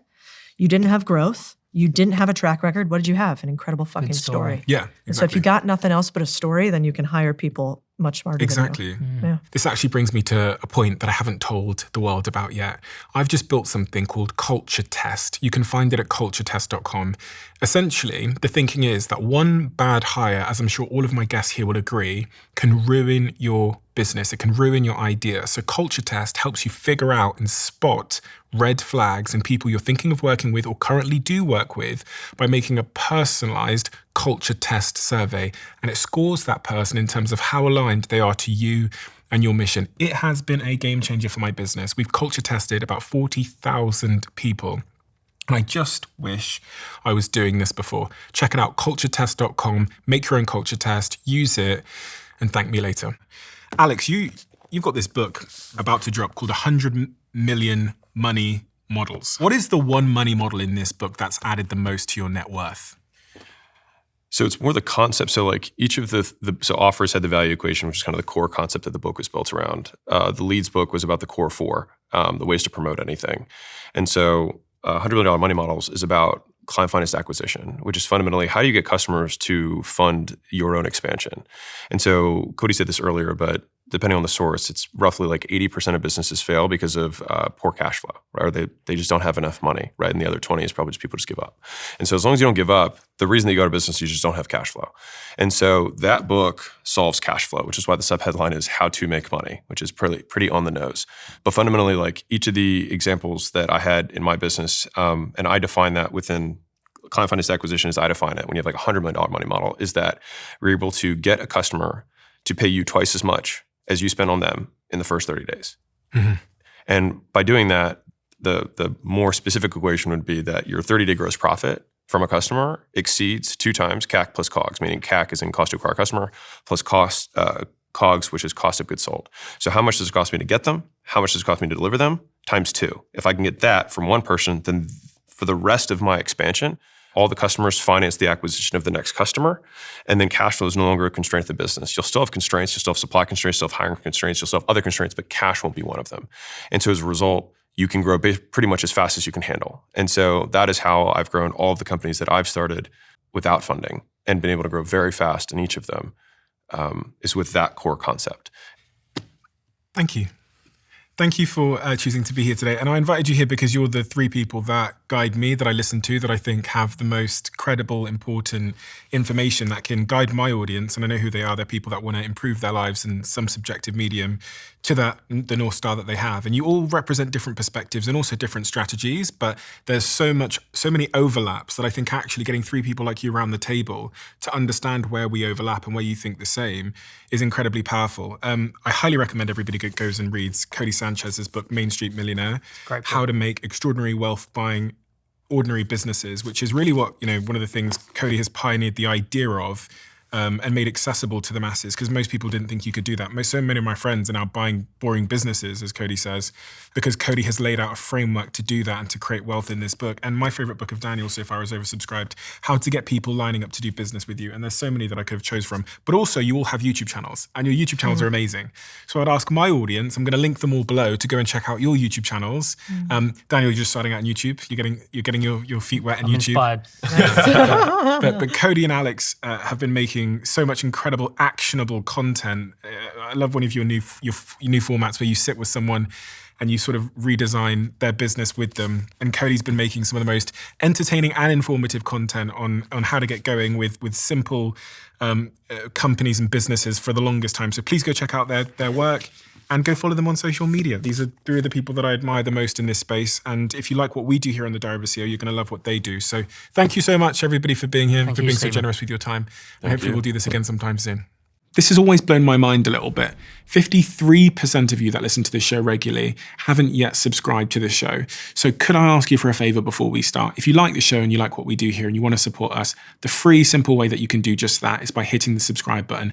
And my commitment to you is if you do that, then I'll do everything in my power, me and my team, to make sure that this show is better for you every single week. We'll listen to your feedback, we'll find the guests that you want me to speak to, and we'll continue to do what we do. Thank you so much.